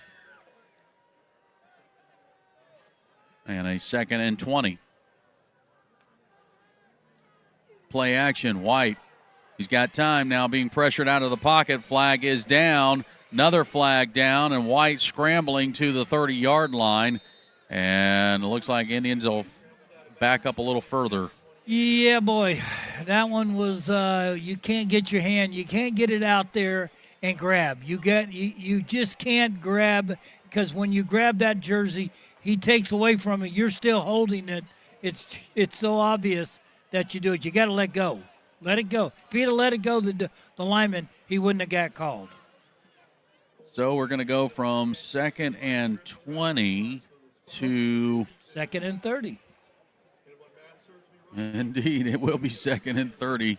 Yes. I couldn't remember where the flag was sitting. Wow, this is such a long way to go. Oh. All right, well, clockwise, we're in the second quarter, 7:24 and counting. Vero's leading 22-0. 4th drive of the night for the Indian offense. 2nd and 30. White rolls out, fires downfield, and he had a couple of receivers in the same area. I'm not sure if that was the right call. He had Jacobs to the side, who was open. The problem is he was rolling to his left. He's right-handed. He couldn't get his body turned because of the pressure coming at him, and he had to throw on the run, and he threw it just a little short. 7:07. Clock is stopped on the incomplete, and it's a 3rd down and 30 for Vero. Not often you see him throw a couple errant throws back to back. That is true.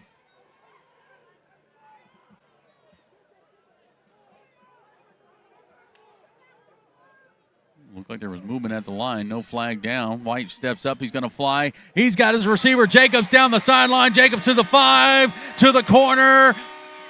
And he just out of bounds at the 1. But it will be a 1st down for Vero. Wow, what a play. He stepped up in the pocket. Great job of blocking.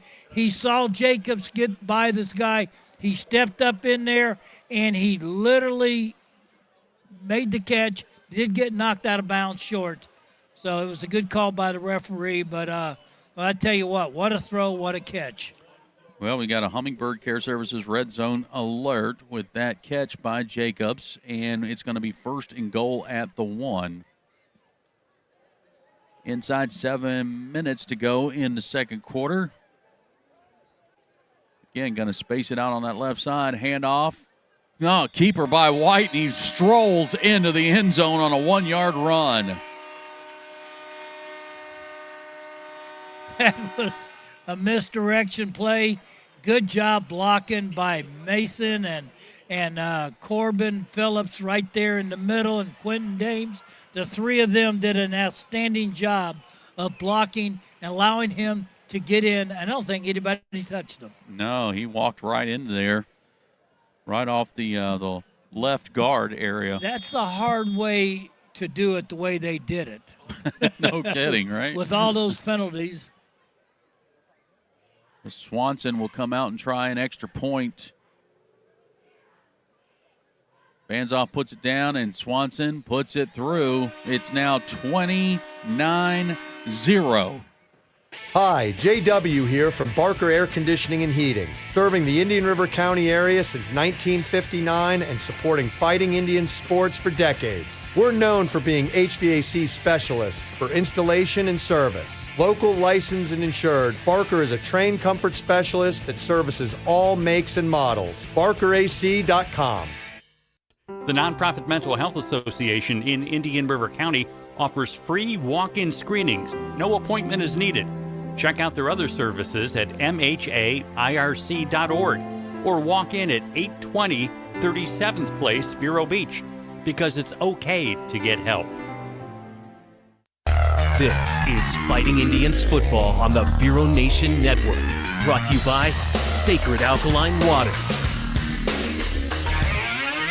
6:50 to go in the second quarter, and Vero Beach gets another touchdown on the board, 29-0. It was a 6-play, 32-yard drive. Really, it was longer than that thanks to some penalties. But in the end, E.J. White, 1-yard run untouched for the score, and the extra point makes it 29-0. That scoring drive brought to you by the McCall Insurance Agency. As the Indians, Gary, they're overcoming a lot. Now, you start playing against, better competition, you got to get these penalties cleaned up. Yeah, just, you might think that we're the best, most penalized team around because we've had penalties a lot the last few games. And we're still winning. Swanson's going to get set to kick off. The way he's lining up, he's going to kick the short one, and it's high, it's short, the pooch kick. Nobody fair catch, and it's bouncing all around. Now it's picked up by Mora right around the 20-yard line. Another dangerous moment for the Somerset Panthers. Hey, what a beautiful night tonight is. I mean, all year we've been blessed not having a game canceled or anything, and tonight is 68 degrees right now. Nice little breeze coming out of the I think to say the north or northeast. Yeah, and it's a beautiful night, and again, it's just enough touch that now fall's officially here. Yes, at the end of October for Florida, right? First down and 10. 2-by-2 receiver set. Going to go screen pass and a diving catch by Baker. I'm not sure that was the best move. You might have let that one go. Yeah, he got a yard or two out of it. I mean, it was a nice catch. Good hands, good soft hands out there. Yeah. So they'll give him 2, make it second down and 8. 2:20 and counting, second quarter, 29-0 lead for Vero Beach over Somerset.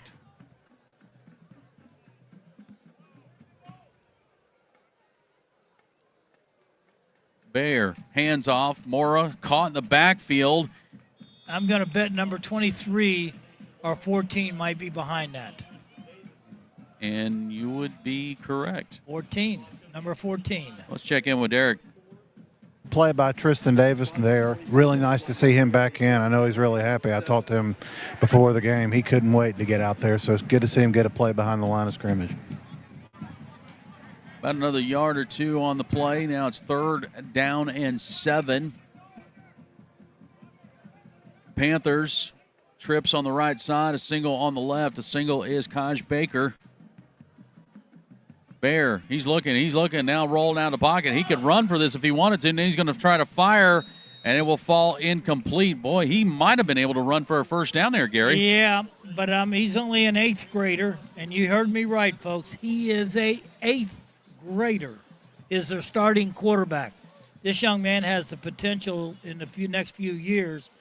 I mean, he might have a beard by the time he gets out. He's got all his eligibility left. I mean, he is unbelievable. But just an 8th grader, and his what I enjoy the most watching him is his savvy behind there. He's not afraid. So Martin will come out to punt. He gets this one, well, booms this one, connects big time. Townsend will catch it around the 40 or 37. Townsend down the left side, 40, 30, 20, 10, 5, touchdown. Wow. You know what you did there? He overkicked his coverage. He outkicked his coverage on that one, and Townsend was able to made a great catch on it, and by the time he caught it, he was moving down, and the lineman finally got there. About a 60-yard return by Townsend on the punt.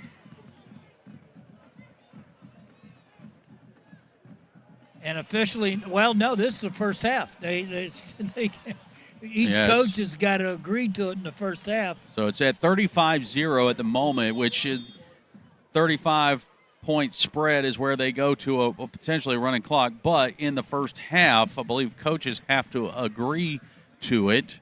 So currently the clock is at 5:01 as Swanson will put it through the uprights and make it 36-0. Cafe 66, located on US 1 just south of 8th Street. At Cafe 66, our breakfast menu is all about variety. From biscuits and gravy to country fried steak and eggs to Nutella stuffed French toast. Our lunch and dinner menus have something for everyone, from barbecue platters to unique burgers.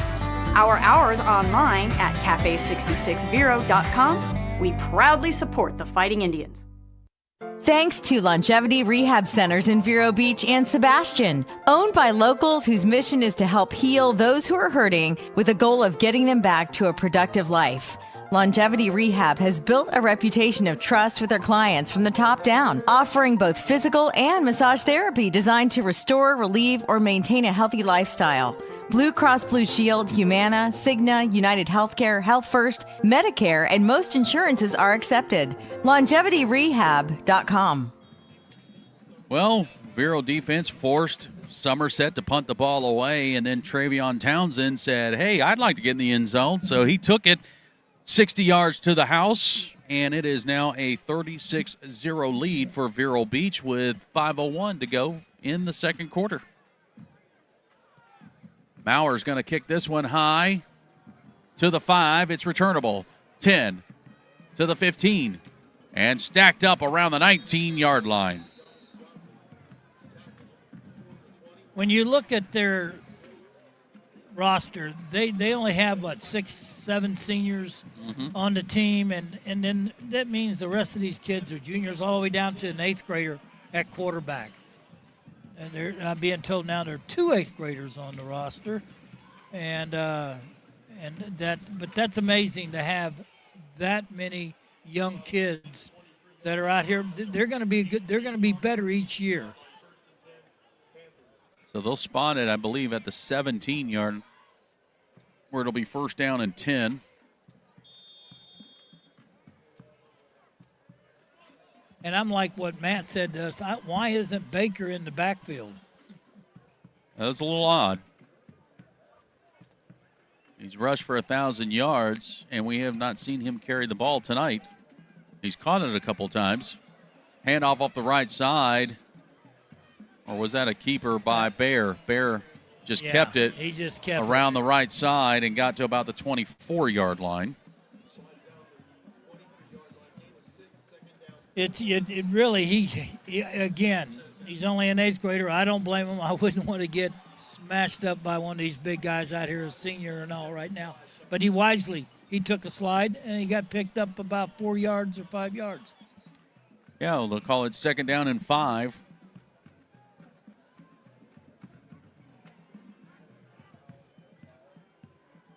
Play clock down to 5 seconds. Game clock inside 4 minutes in the second quarter.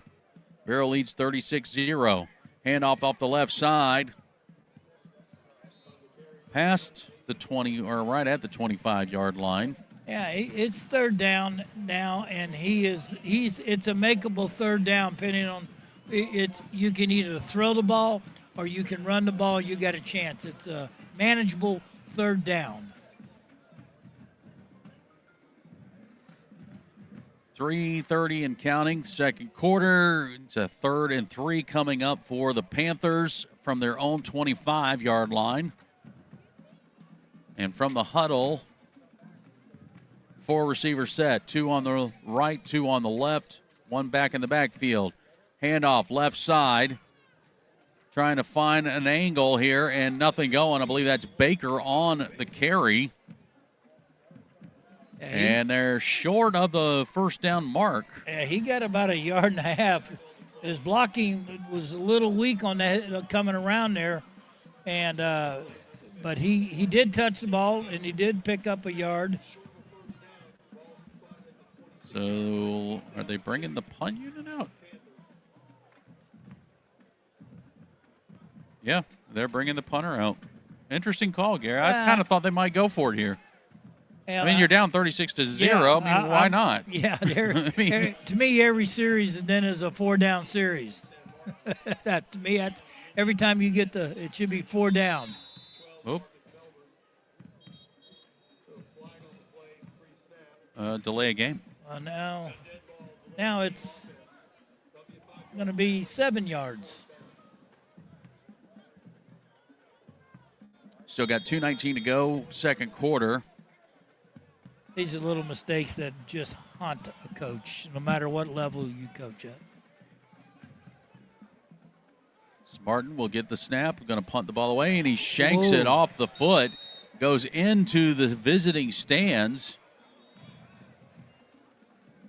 Now a little pushing and shoving going on, and our guys got to get away from things like that because you do not want to get tossed out of this game. No, they're not marking it right there. Surely they're not marking it right there where the official is right now. That's that's at the 30-yard line. If he got that ball to the 20. No. They're up around the 20. Oh, now he's moving back. Oh, my goodness. Wow. Oh, my. Well, you know what? Hey, it's one of the hardest calls to make where that ball goes out at, but, boy, it sure looked like it went out around the 20. Yeah, I agree, Gary, because he was back around the 20, what was that, about the 16-yard line? Yep. Where the line of scrimmage was? Handoff off the right side. That is Townsend. Townsend pushes his way past the 20 to almost the 18-yard line, and that will be a first down. Yeah, that was, I'm like, whoa, that's not 8, that's 6 or 5.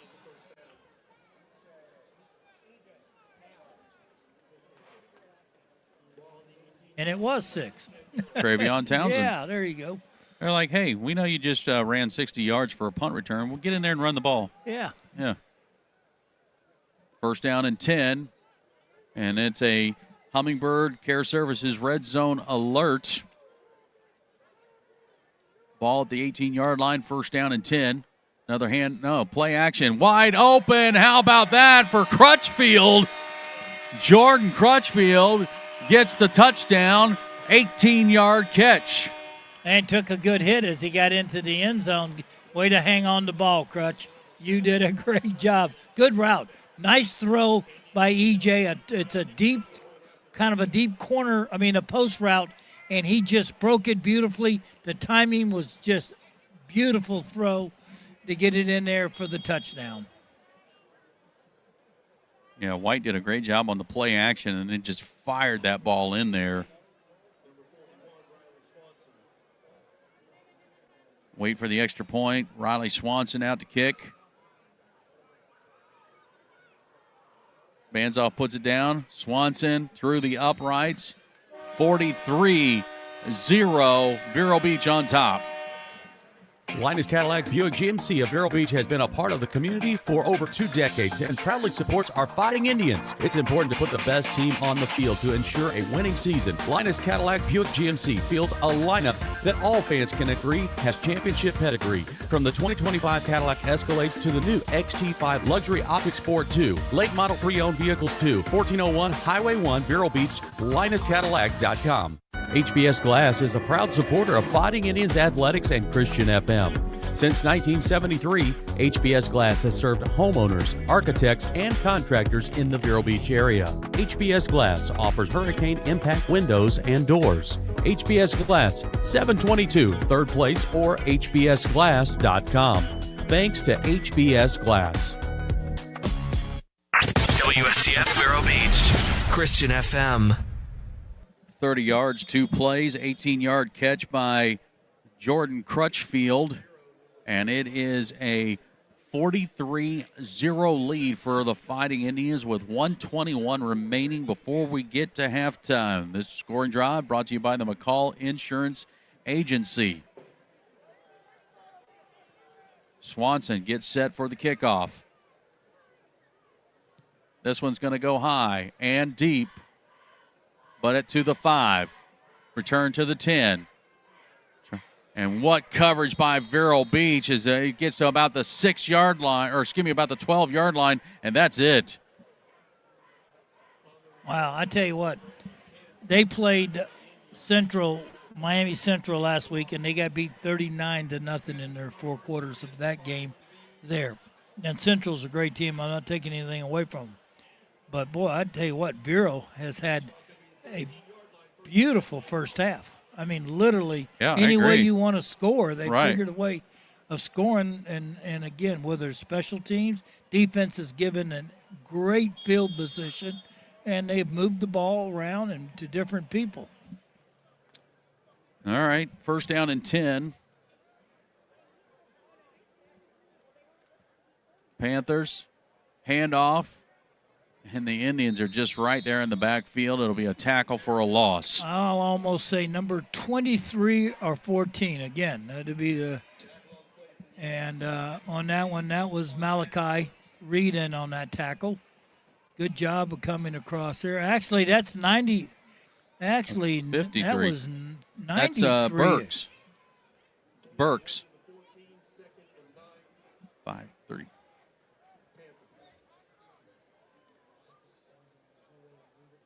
Also in there was Alan Carter, who came across on that 93's in there. 27 seconds to go before halftime. Second down. Another handoff.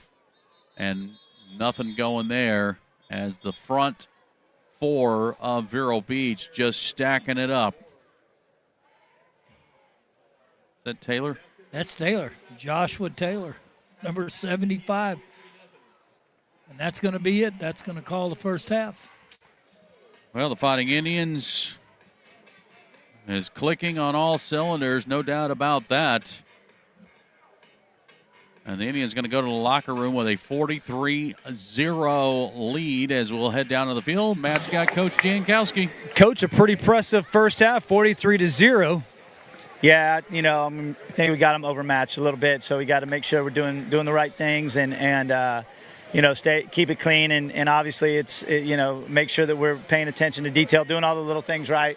But yeah, it was a good first half. I'm proud of our guys.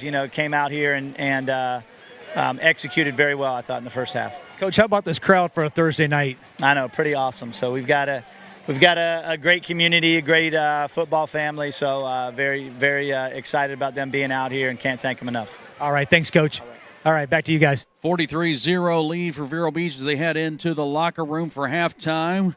Still ahead, we've got the Genesis Church of Vero Beach halftime show featuring women of the Fighting Indians with host Bobby Paris. This is Fighting Indians football.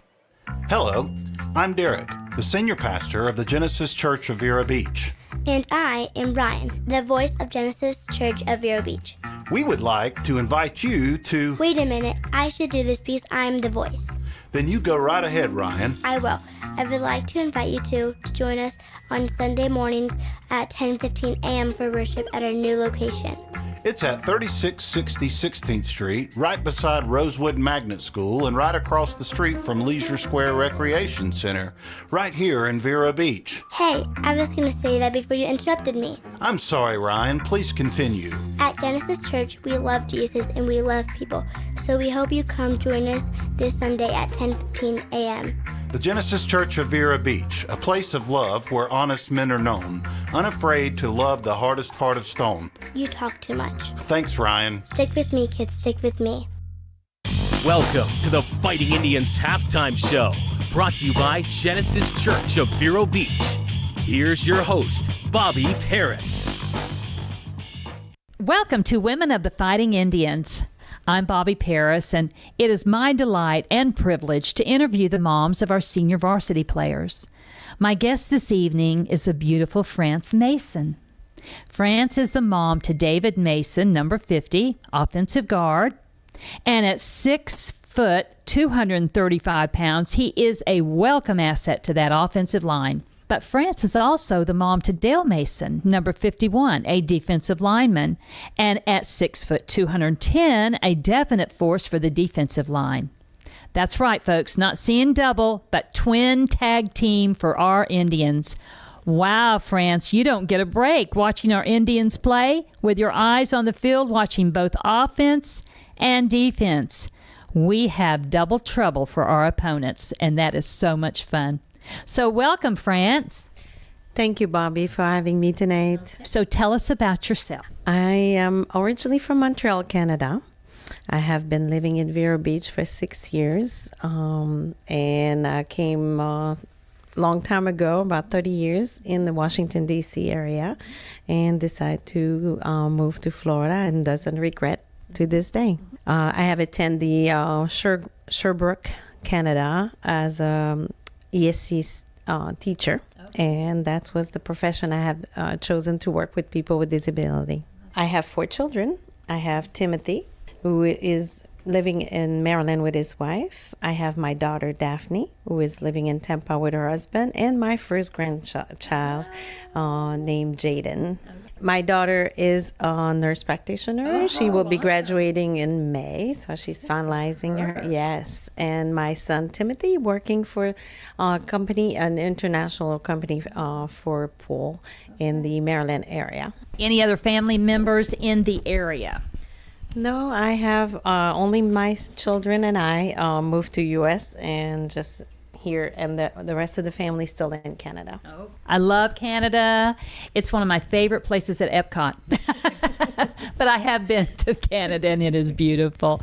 I can imagine. Now, you are busy working mom. So what's your answer for keeping it all together? What I do is I'm pretty good at scheduling, and prep meal on Sunday is my favorite day to just prep meals and get ready for the week. Do you get some chores out of the boys? The boys are working full part-time at the McDonald's for the past 2 years, and they are football and school with dual enrollment. So at this time, they are always helping around the house if I needs a little bit of help. Well, there's only so many hours in a day, and it sounds like, they're doing so well. You just, you can overlook a lot of things. You know what?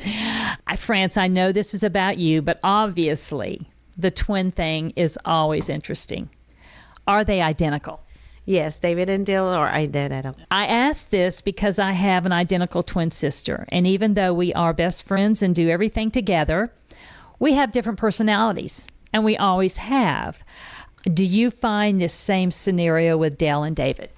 David and Dale are very different in the approach sometimes, the way they speak, but sometimes in a quick look, I have to take a double look. It's like, oh, I thought it was Dale, or no, I thought it was David.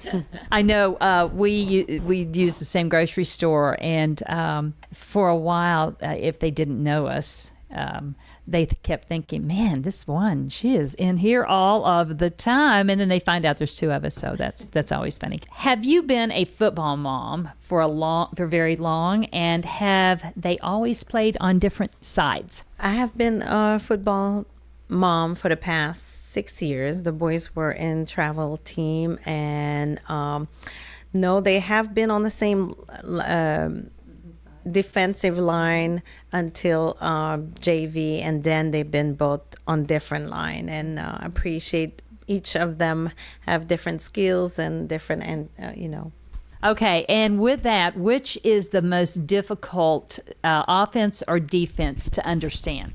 Defense for me has been more difficult. I agree. I don't know. There's just some calls, and offense, they make the touchdown, they run, they catch, and you kind of know what's going on. Defense, ooh, did he make that tackle? Or I don't know. Gary's going to correct me on that one, I'm sure. Women of Fighting Indians football will continue right after this. Hello, I'm Derek, the senior pastor of the Genesis Church of Vero Beach. And I am Ryan, the voice of Genesis Church of Vero Beach. We would like to invite you to... Wait a minute, I should do this because I'm the voice. Then you go right ahead, Ryan. I will. I would like to invite you to join us on Sunday mornings at 10:15 a.m. for worship at our new location. It's at 3660 16th Street, right beside Rosewood Magnet School and right across the street from Leisure Square Recreation Center, right here in Vero Beach. Hey, I was going to say that before you interrupted me. I'm sorry, Ryan. Please continue. At Genesis Church, we love Jesus and we love people, so we hope you come join us this Sunday at 10:15 a.m. The Genesis Church of Vero Beach, a place of love where honest men are known, unafraid to love the hardest heart of stone. You talk too much. Thanks, Ryan. Stick with me, kids, stick with me. The nonprofit Mental Health Association in Indian River County offers free walk-in screenings. No appointment is needed. Check out their other services at mhairc.org or walk in at 820 37th Place, Vero Beach, because it's okay to get help. The Fighting Indians Halftime Show is brought to you by Genesis Church of Vero Beach. Once again, Bobby Paris. My guest this evening is the beautiful France Mason. France is the mom to David Mason, number 50, offensive guard. But France is also the mom to Dale Mason, number 51, a defensive lineman. And at 6 foot 210, a definite force for the defensive line. I brag about our football program, the coaches, Booster Club, and our amazing fan base. France, what is your take on this program? After all, they feed these guys after every practice. I love the Booster Club. I've been volunteer for meals this year and enjoy meeting all the different students and all the moms, and it's been a very good program for the boys. Mm-hmm. And I hear about that, especially ladies that are moms that have moved from another school. They're just amazed. And then I am so glad to hear that you're part of that Booster Club. I think it's a great camaraderie, and you get to know the boys and the moms, and I think everything about it is good. Are the boys still hungry, though, when they get home? Oh, yes. 8:30 is the second meal. Whoa, that makes for kind of a long night, but I can get that. They're probably studying, too. So, France, with both boys playing, there must be a lot of football talk and watching in your home. In our world today, it's hard to have family time. Do you ever get a chance to have time without football, cell phones, and outside distractions? Yes, we tried to do some day trip like yesterday. We did some kayaking and enjoying each other on the water. It's so important to keep it and keep communication open, and just a good time, it's a fun time. Time goes by so fast, and then they're gone. I'm always so pleased when I ask our moms about their student athletes. Of course, student being number one, can't play if you don't have the grades. So how are David and Dale in the classroom? Dale and David are great students. They have been, David is an A student, and Dale has been doing the National Honor Society this year, receiving his honor. So I'm very proud. Both of them doing dual enrollment. So I'm very proud. I guess so. And they work at McDonald's, and they play football, and good parenting. Kudos to you. Good parenting. I think that's amazing. Any plans for after graduation? Do they have a favorite college, and are they on the same path as far as a career? Dale wants to be a science computer, and David is business. However, we all still have to decide if we're going together, not together, and this has been the dilemma at this time. We have a few pick college, but we're still in looking, because the decision is like Do I go by myself or I go with my brother? And leaving the brother behind has been a difficult decision for them. You told me something about computers. Explain. That was so fascinating to me.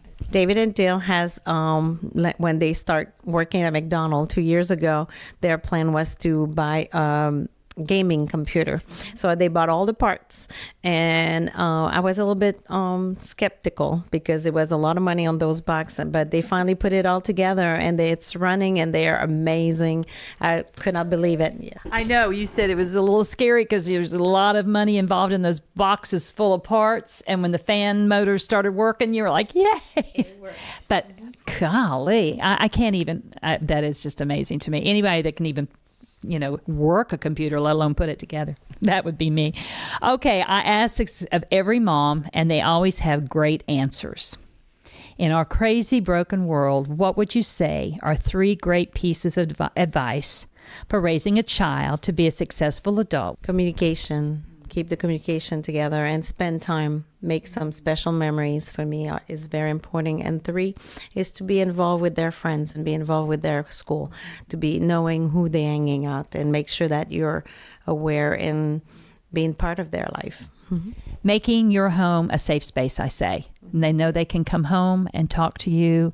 And I think that's so important because if not, they'll go somewhere else. Yeah. All right. Good advice. Now, France. You have a special day. It's called France Day. Just for you. What would this look like? Having my family together, since we are a little bit over the countries, having them all together and spending time, that's my best day. Do you all try to get the holidays together? Yes, we try to have at least a weekend or a week together and spend time. Yes. Oh, that's special. Time flies, and then they're gone. So you got to take advantage of those times. Absolutely. We're blessed when we have families. All right. Who would you like to give a shout out to? I would like to give a shout out to my family in Canada and all my children, Timothy and Daphne, and just everyone listening for for David and Dale. Thank you. Okay, and Mom in Canada, and she has learned how to look at it on her phone. Yes. A couple of weeks ago, we sent the link again, and she was able to do it on her phone. Not on TV yet, but she's definitely watching the game on her phone, and that's been great. Okay, so hi, Grandma. I'm so glad you're listening and watching this. Wish you could be here. France, I have so enjoyed talking with you and getting to know you and your family a little better. We will be watching number 50 and number 51 as they help the Indians to a successful season. And we are certainly on our way. We're having a great season. And I know you all will be there loud and proud. So as we close this, we always say, Go Fighting Indians! Hello, I'm Derek, the senior pastor of the Genesis Church of Vero Beach. And I am Ryan, the voice of Genesis Church of Vero Beach. We would like to invite you to... Wait a minute, I should do this because I'm the voice. Then you go right ahead, Ryan. I will. I would like to invite you to join us on Sunday mornings at 10:15 a.m. for worship at our new location. It's at 3660 16th Street, right beside Rosewood Magnet School and right across the street from Leisure Square Recreation Center, right here in Vero Beach. Hey, I was going to say that before you interrupted me. I'm sorry, Ryan. Please continue. At Genesis Church, we love Jesus and we love people, so we hope you come join us this Sunday at 10:15 a.m. The Genesis Church of Vero Beach, a place of love where honest men are known, unafraid to love the hardest heart of stone. You talk too much. Thanks, Ryan. Stick with me, kids. Stick with me. Comfort Zone AC and Heating of Vero Beach has been servicing Indian River County for over 40 years, using only certified technicians. As a Christian, family, and veteran-owned and operated business, they offer comprehensive air conditioning, heating, and indoor air quality solutions to their clients. Online at ComfortZoneACNow.com. Proud supporters of the Fighting Indians. The Fighting Indians rely on teamwork, and so does Christian FM. One of those teammates is Scott Sporting Goods. Scott Sporting Goods features an array of sporting equipment, including clothes and shoes. They are also the ones that fit our Fighting Indians broadcast team with the Fighting Indians apparel. Located in downtown Vero Beach, 1407 20th Street. Their phone number is 778-0661. Thanks to Scott Sporting Goods. Hi, Vero Beach. I'm Frank Storer from Tom Collins Insurance. Born and raised right here in a former fighting Indian, I'm very proud to support this team and this great community. Tom Collins Insurance has been locally owned and operated right here since 1989. We are Vero. For all your insurance needs, my number is 772-778-9222. Go Indians! The Fighting Indians Halftime Show is brought to you by Genesis Church of Vero Beach. Let's join Gary Paris and the voice of the Fighting Indians, Paul Tipton. Well, hey, Vero Nation. Thanks for joining us up here in our broadcast booth, brought to you by Game Day Men's Health of Vero Beach. Glad to be with you as we're at halftime of our ball game here. Week 11 has Vero Beach facing Somerset Academy out of Pembroke Pines. And so far right now, it has definitely been the Vero Beach Fighting Indians show, leading now 43-0 here tonight in the first half of play. And it has been all go for Vero Beach. I'll give you the quick rundown of our stats, and I don't really want to embarrass anybody here, but here's your Durfee's Heating and Cooling stats for the first half of play. It's for Somerset, it's just 11 yards of offense. So it's been a dominant performance for Vero Beach on the defensive side of the ball. Offensively speaking for Vero Beach, it is 269 total yards of offense, and that doesn't even include the 60-yard run by Townsend on the punt return. And, of course, we also got to see Corbin Phillips catch a pass for a 2-point conversion tonight. So it has had a mix of different exciting moments here tonight, Gary. It has been, and is like Lenny said when he talked to Matt, that we're outclassed them. We're just, we're a much better team than our opponent is tonight, and sometimes that happens. And again, when this schedule was made up, as we're talking to one of the people up here in the press box, you said it so well that we had to find 2 games. We did. So, generally how this works is it's 2-year agreements for football schedules, and we're on the second year of that 2-year agreement. Well, in the off season, after year 1, 2 of the teams that we had on the schedule last year, Homestead and Heritage out of Palm Bay, they backed out of the agreement. And so we had 2 spots that we had to fill. And, of course, we want to try to get as many games in for these boys because they work really hard. But also we want to, have a good time here at the Citrus Bowl. So we had to go out and find some games. So that's why we had the game with Pahokee. That was one of them that we filled. And here is Somerset here to fill out the final week of the regular season. Yeah, and again, you people say, well, how did you find? Well, actually, Somerset found us. Yeah. And wanted to know if we could play them at this date, and it worked out well. All right, well, with that, let's check in with the guys down on the sideline. We'll start with Derek first. Again, second week in a row, you're pitching a shutout. No question about it. 6 quarters so far, 0 points. Fantastic. Got Teddy Floyd sitting here crashing the party. Just a really good defensive performance. What do you think, Teddy, in the first half about the performance? Outstanding job. First, I want to thank y'all, Christian F&M, and thank God, but outstanding performance. And doing what we do, man, execution. Absolutely. Just really doing a good job. And the emphasis on at halftime was really for the second and third team guys and guys getting opportunities to play. He was really talking to the first team guys. Guys, be in the game, be involved in the game. You guys lock hands with each other and encourage your brothers and make sure that they do their assignments well. So that's what we got. Well, there you go. It was good to see the dancing teddy bear down there as well. So. Always crashing the party. That's right. All right. Well, it was 269 yards of offense and 49 points, Matt. It's a good half of work for sure. Oh, there is. Yeah, you talked about, I heard you guys earlier, you talk about being overmatched, and Somerset is just, that's what they are right now, and it doesn't happen often on a schedule with Vero Beach High School. But like you said, they called us, they came up, you play the team that comes up, and they just right now are completely overmatched in about everything that we do.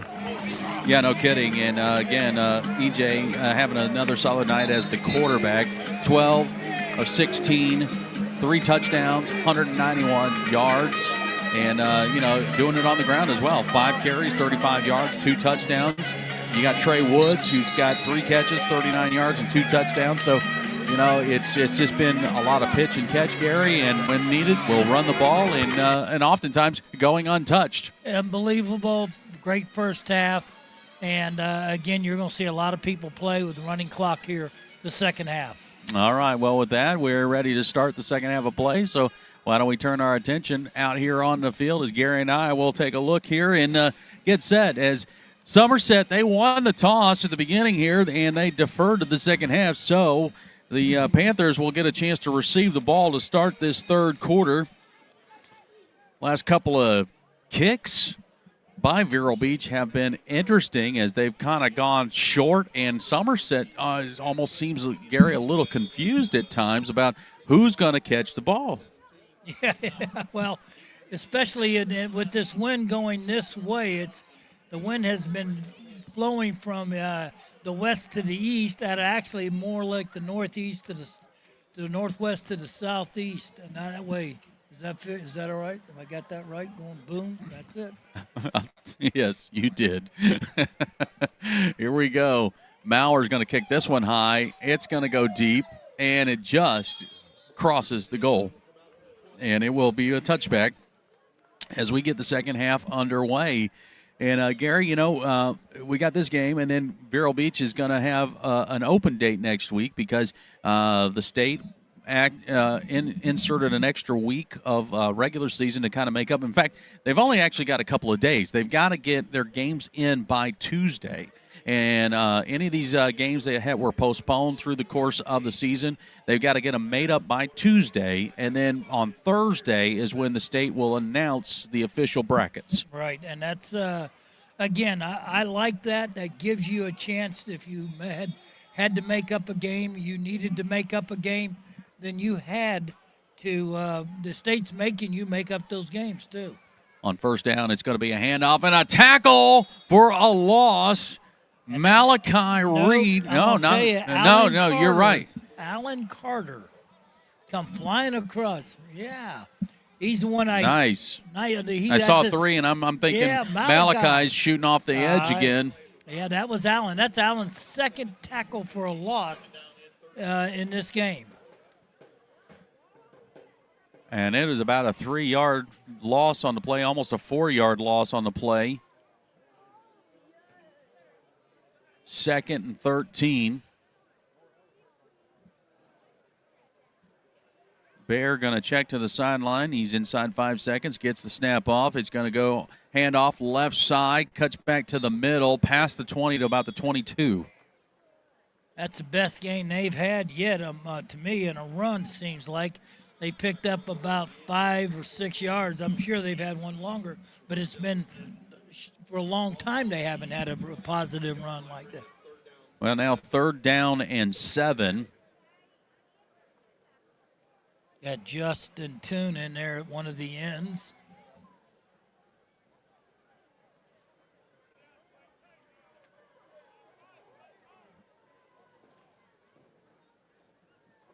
Receiver in motion to the left side. Bear from the gun. Fires, looking for the receiver, and I can't tell if it was, I think it was caught over there by Baker. Yeah, he literally went down to get it, and that's where he was down. So, I mean, you got to give yourself as a quarterback and the receiver, you've got to run and know the distance. But if you get to throw up, that allows him to make a move. But that's twice he's caught balls for little gain of none. Well, that brings the punt unit out for the Panthers. And the dangerous Townsend back around midfield, along with Marcus Melbourne.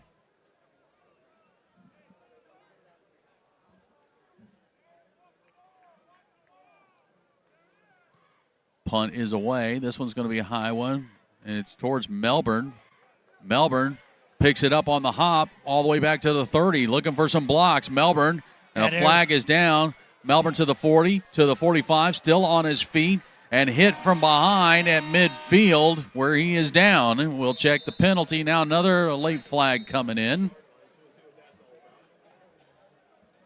Well, that was a good call, flag over there. I saw the block in the back. Oh, we got a couple of flags down. One block in the back, and then we got one that came in late. I don't know if this is going to go against Somerset or not. Could it be hitting a blindside almost tackle? That's what I'm wondering.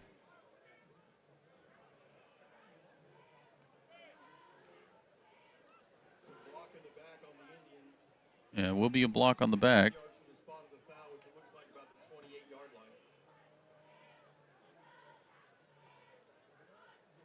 Well, that's the only one. Did they pick the other one up, Gary? And it looks like the only thing they've called is block in the back. Yeah, there was a couple of them. All right. So Vero Beach. Wait a minute, they're doing two of them? Wait a minute, how can you? No, the flag was at the 28. Oh, 28. Okay, Yeah. okay. I was going to say, come on, guys, unless it was a dead ball foul, but that was. So Vero's going to start 1st and 10 from the 15-yard They line. keep marking it back. Oh, wow. It's going to be at the 5 before we know it here. Wow. I'm not sure they got that one right yet, but I agree with the penalty. I agree with the penalty. I'm not sure where they marked it, but again, it was I saw the call. It was actually I saw a block in the back and a hold. It looks like he's going to be at the 8-yard line, and we're going to see Landon Kaler at quarterback for Vero.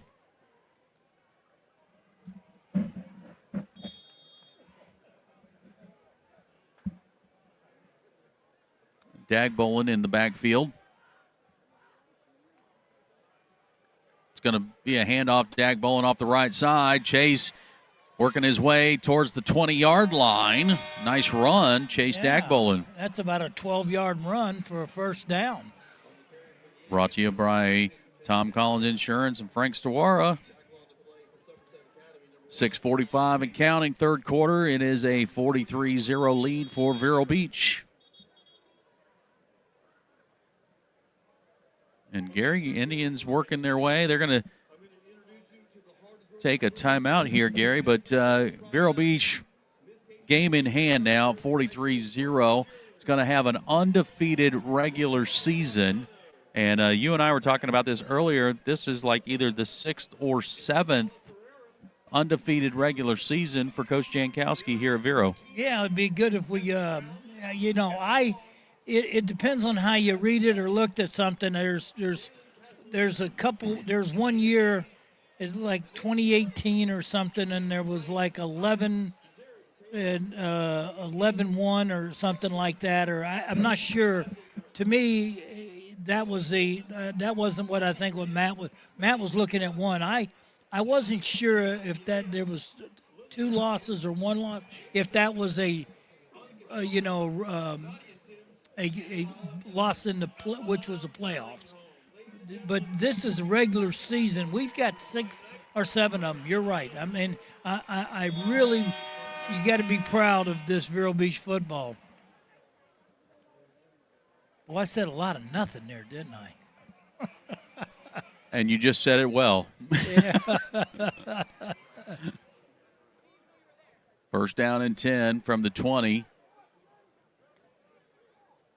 Another handoff. Dagbolin shakes off a tackle of the backfield, gets some positive yardage as he gets to the 25, 26-yard line.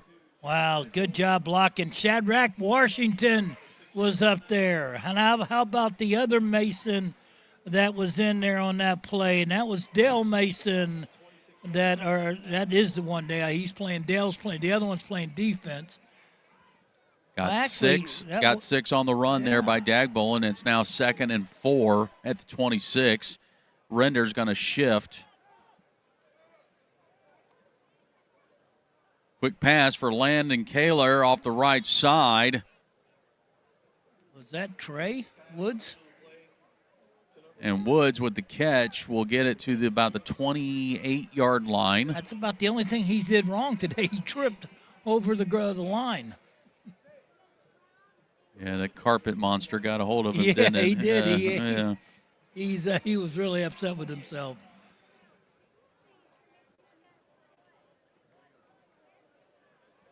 Indians now looking at a 3rd and 2 at the 28.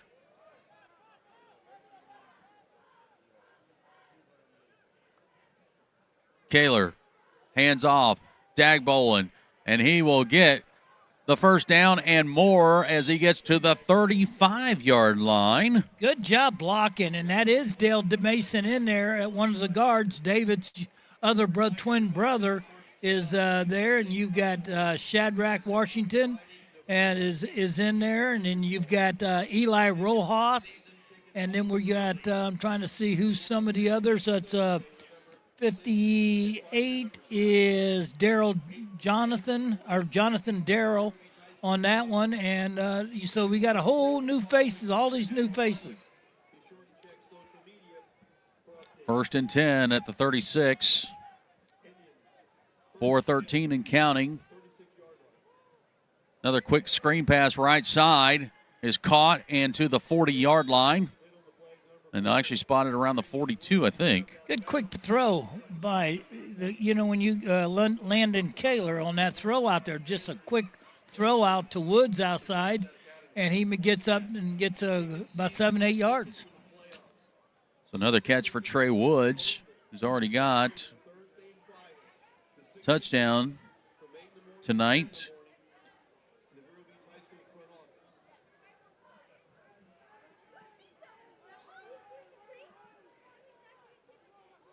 Second down and 3. Another handoff this time. Dagbolin caught in the backfield. Back to the 40-yard line will be a loss of 3. Well, they had a blitz on. That was a run blitz that time. Mason Mora, their running back, came up from his position as a safety and blitzed on that. It was a run blitz on that play.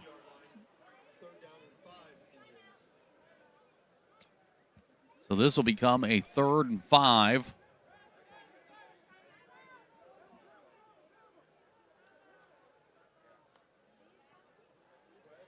Play action. Kaler rolling right, looking downfield, fires, and almost intercepted. There was no dark jerseys in that area. Yeah, I'm not sure that was the play that he wanted to throw it to or try to get to him on that play, but that was an errant throw, almost intercepted. So we will punt tonight.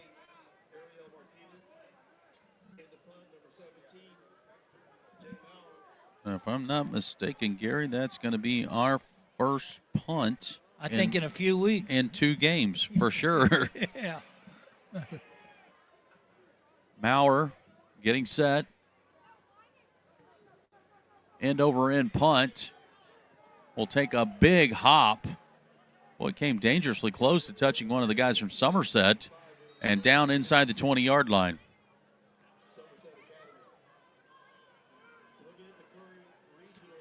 I want to thank our good friends at Caribbean Lawn, our quarter sponsor here tonight. As we're in a running clock, so there's no water break timeouts and those kind of things here.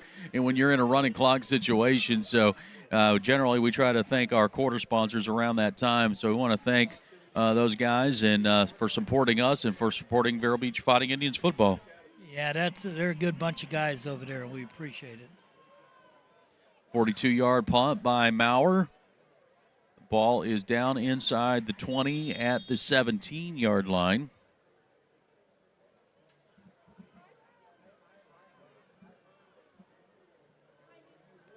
Bear going to throw. Fires, lofts it way up in the air, and it is caught. And it was stepped out of bounds right near midfield. And that was going to be it as that was Kaj Baker with the catch. And he was going to be gone, and I don't think anybody was going to catch him. He just threw it up for grabs, and again he steps out of bounds. But I tell you what, he jumped up, and he get a little bit of a push. But when you're ahead 43-0, you may get away with that on the other side.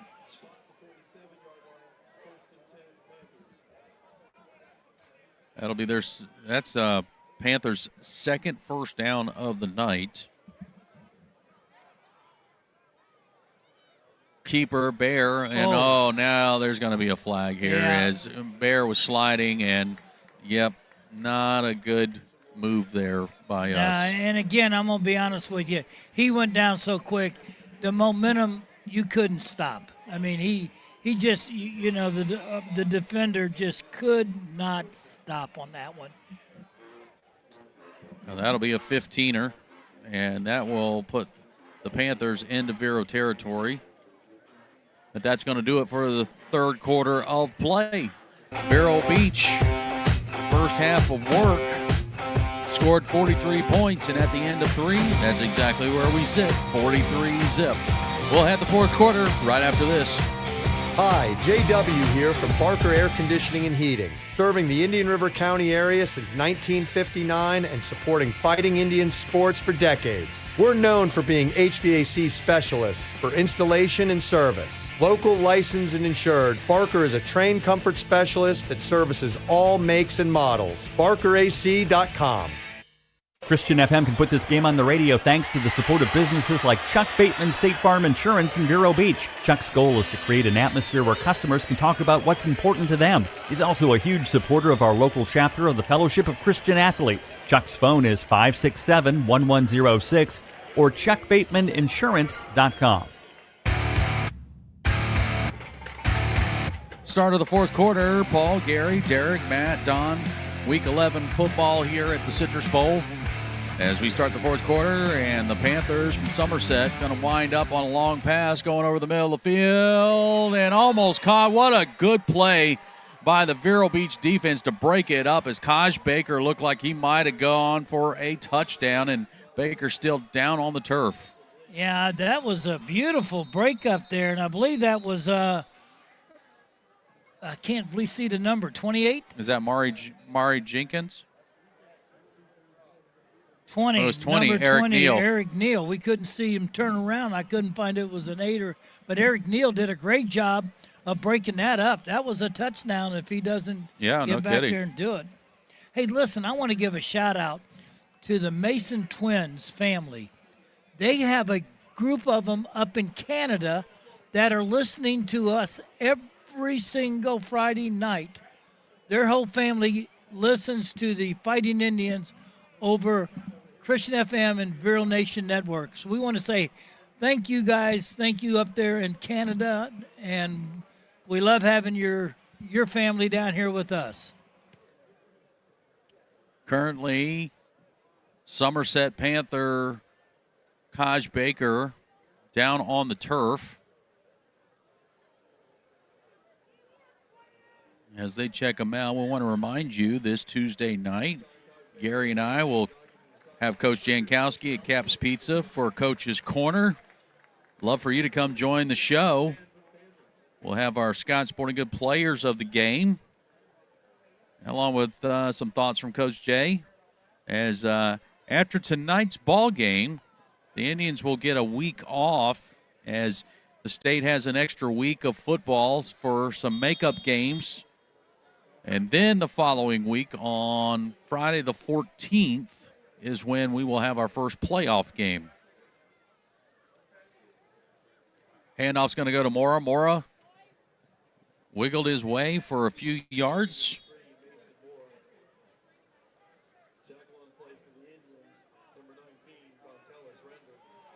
We'll bring up 3rd down and 6 for Somerset.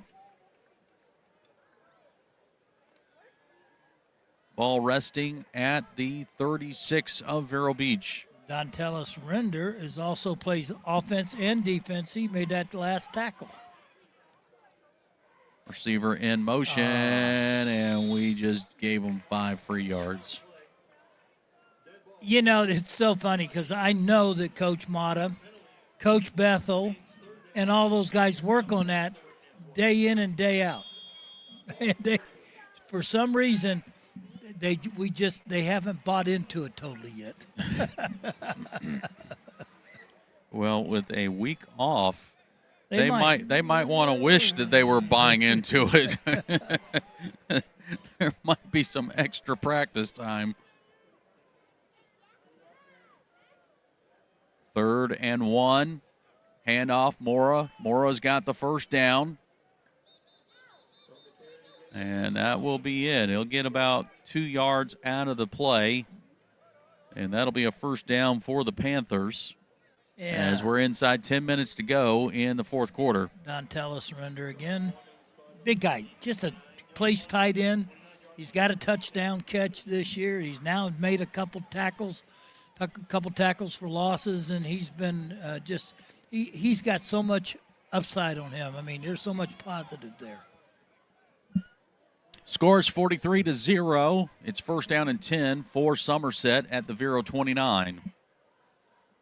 9.5 to go on a running clock. Handoff's going to go to Kaj Baker, who's back into the ball game. And Baker might have got a couple of yards, and that's about it after he was tackled. Hillsman on the tackle. He and Jonathan Eden were the two on that. Both Hillsman and Eden made to help make that tackle.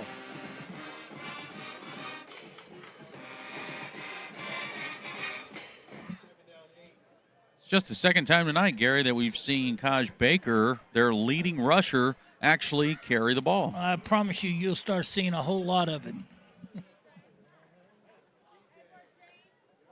Second down and 9.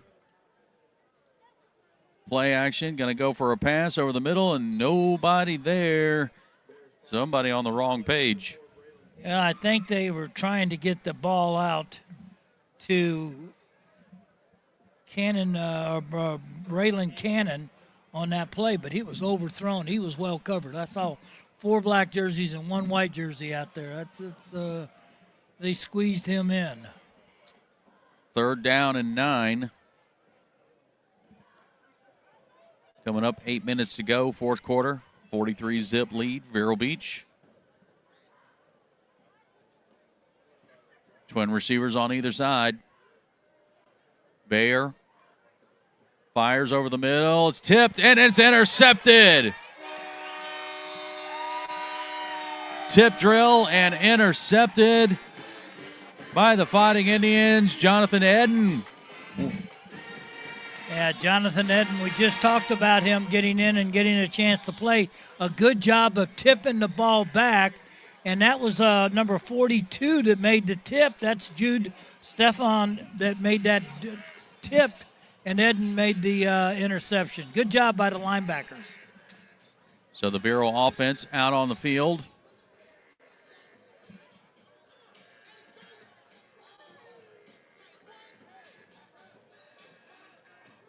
That ball will rest at the 17-yard line.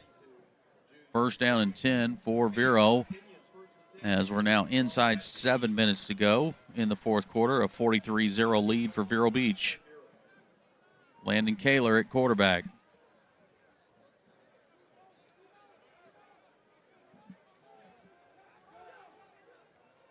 Low snap picked up by Kaler. Dagbolin will get about a 3-yard gain out of it as he leans to the 20. Snap a little low, missed timing there.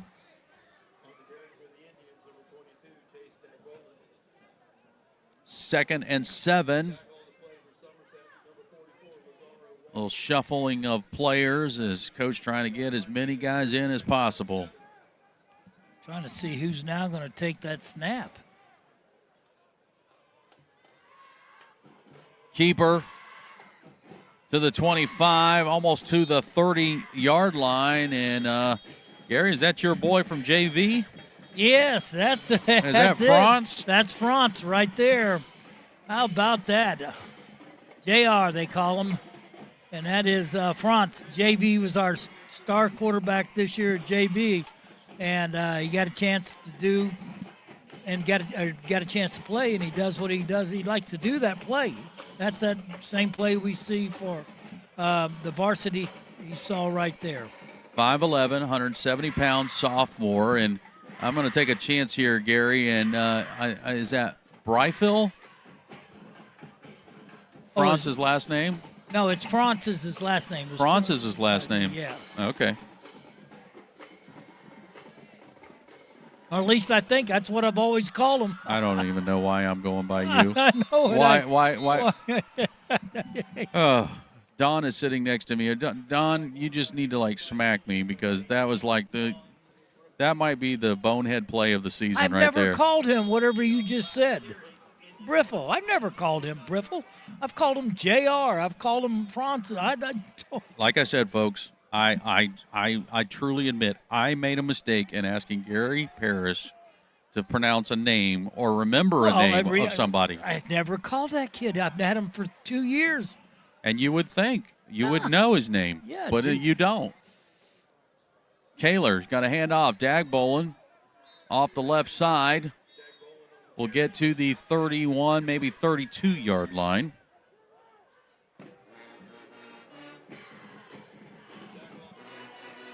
And here he comes again.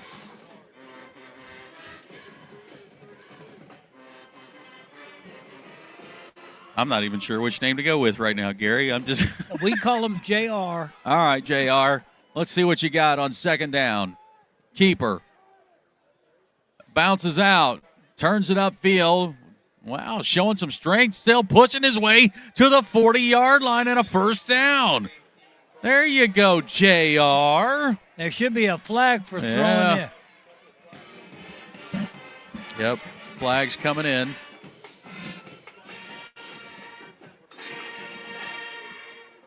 Should be unsportsmanlike conduct on the Panthers. Yep. 4.5 to go, and even though it's a penalty with a running clock, that clock continues to roll here.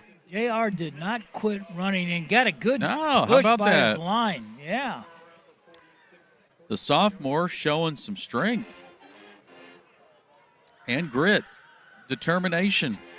You know, he really is a good receiver. If he keeps making plays like that, Gary's going to learn his name. Yeah. That's what's going to happen. No, I already know it. And you guys will have to learn his name. First down and 10 at the Panther 44. Handoff. Oh, Dagbolin trying to shake off a tackle, but took a tackle for a loss. Somebody didn't seal the backside to help on that. And what happened was that backside blitz came from the outside, and one of your receivers has got to pick him up. So second down and 13. All right, working our way down towards 3 minutes to go.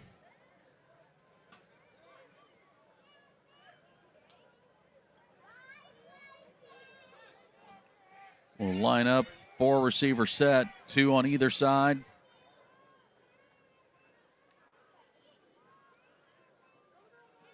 And Franz, another keeper. Another slide through by the Panthers and another loss for Vero Beach.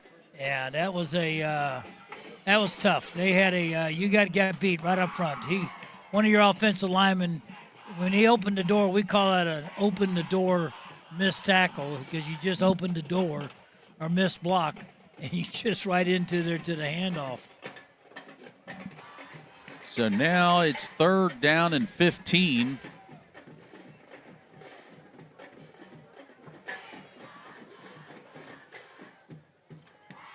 JR going to hand off Dagbolin off the right side, and Chase plows past the 40 to the 39-yard line. Just run it again. Let the clock run down. Yeah. Got 10 on the play.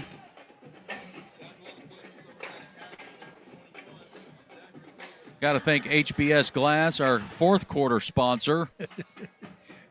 They go quick, don't they? They do. Wait.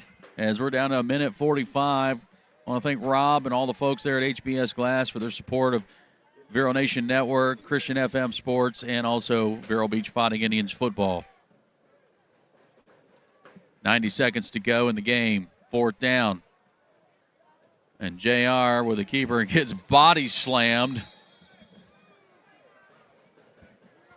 So it'll be a turnover on downs. And by the time they get this all worked out, you may not have to take a snap. Yeah, because the clock is running, and it's We're at 105 right now. Yeah, they're just like right now. You can throw the ball around. You can even jump offside on this one because the clock doesn't stop running on the penalty. So that's. Well, coming up, we'll have our Roy Bell Grading Services post-game show. We'll get a chance to talk to one of our coaches. We'll have our Scott Sporting Good players of the game and our Midas of Vero Beach play of the game. That's a hint, Gary. I already got it. 30 seconds to go. Play clock hasn't even started yet. And now inside 25 seconds. Nobody has to even take a snap. We can just let this run out. We'll see if Somerset will just let this go. And indeed, that's pretty much what they're going to do. And Vero Beach now is going to finish out the regular season 10-0 with a win over Somerset, 43-0. Next up, Vero Beach will turn its attention towards the postseason play. We'll tell you a little bit more about who we might potentially play in our postgame show. Fighting Indians win tonight. This is Fighting Indians football. WSCF Vero Beach, Christian FM. Thanks to Roy Bell Grading Services for sponsoring Fighting Indians football and the Fighting Indians post-game show. Hi, my name is Chase Bell, and my father Roy has served Indian River County in the grading industry for over 40 years. My family and I are proud supporters of Christian FM and the Vero Beach Fighting Indians. Go Vero! No job too small or too big. Roy Bell Grading Services. We roll the earth. 772-473-4559. Roy Bell Grading Services. Linus Cadillac Buick GMC of Vero Beach has been a part of the community for over 2 decades and proudly supports our Fighting Indians. It's important to put the best team on the field to ensure a winning season. Linus Cadillac Buick GMC fields a lineup that all fans can agree has championship pedigree. From the 2025 Cadillac Escalades to the new XT5 Luxury Optic Sport 2, late model pre-owned vehicles too. 1401 Highway 1, Vero Beach, LinusCadillac.com.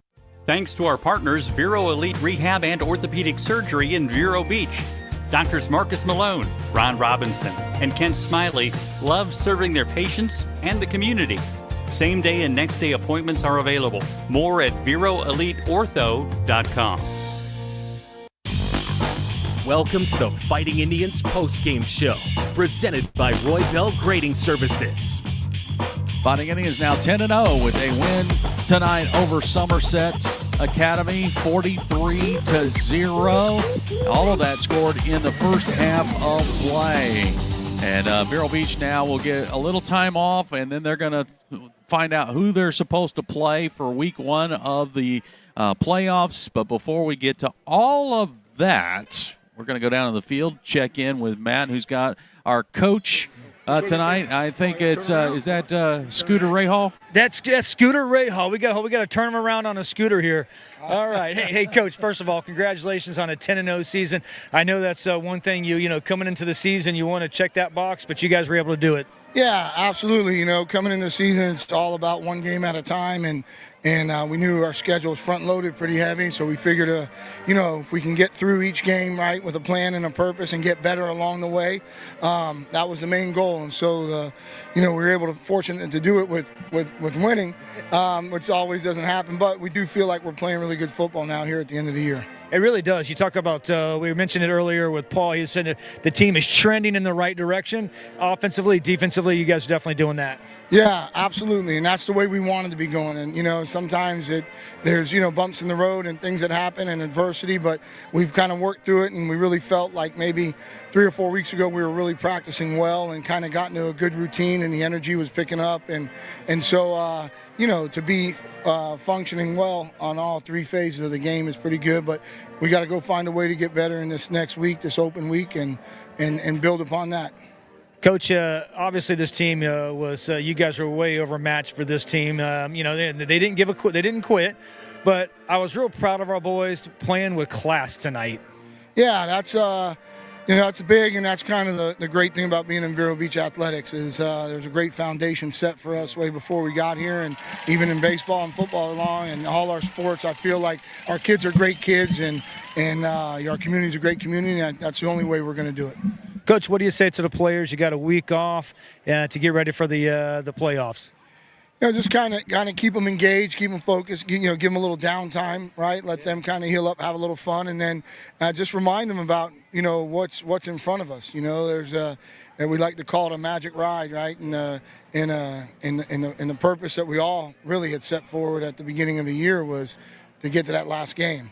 And so, keep going one game at a time and with that intensity and focus. How special is it that there's a high potential, most likely, we're going to have home field advantage throughout the playoffs? That's nice. I'm tired of traveling and being on the road during those games. But, I think, what great a place can we be, and I'm excited to see what that crowd looks like, and hopefully, those guys that are home, because watching you handsome guys on the camera, will work their way out here as well, and I can't wait to see this place packed.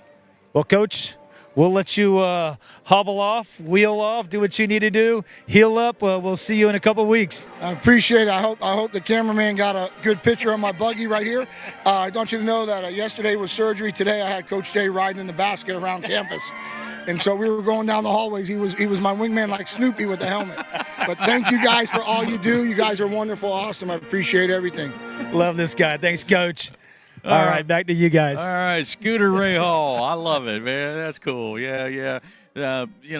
I don't want to tell on him, but basically he injured himself at the Pahokee game trying to get the team fired up. And I know. He jumped or something. Yeah. On his foot. Which I joked with him. I was like, I didn't realize you had that kind of vertical. Yeah, it was.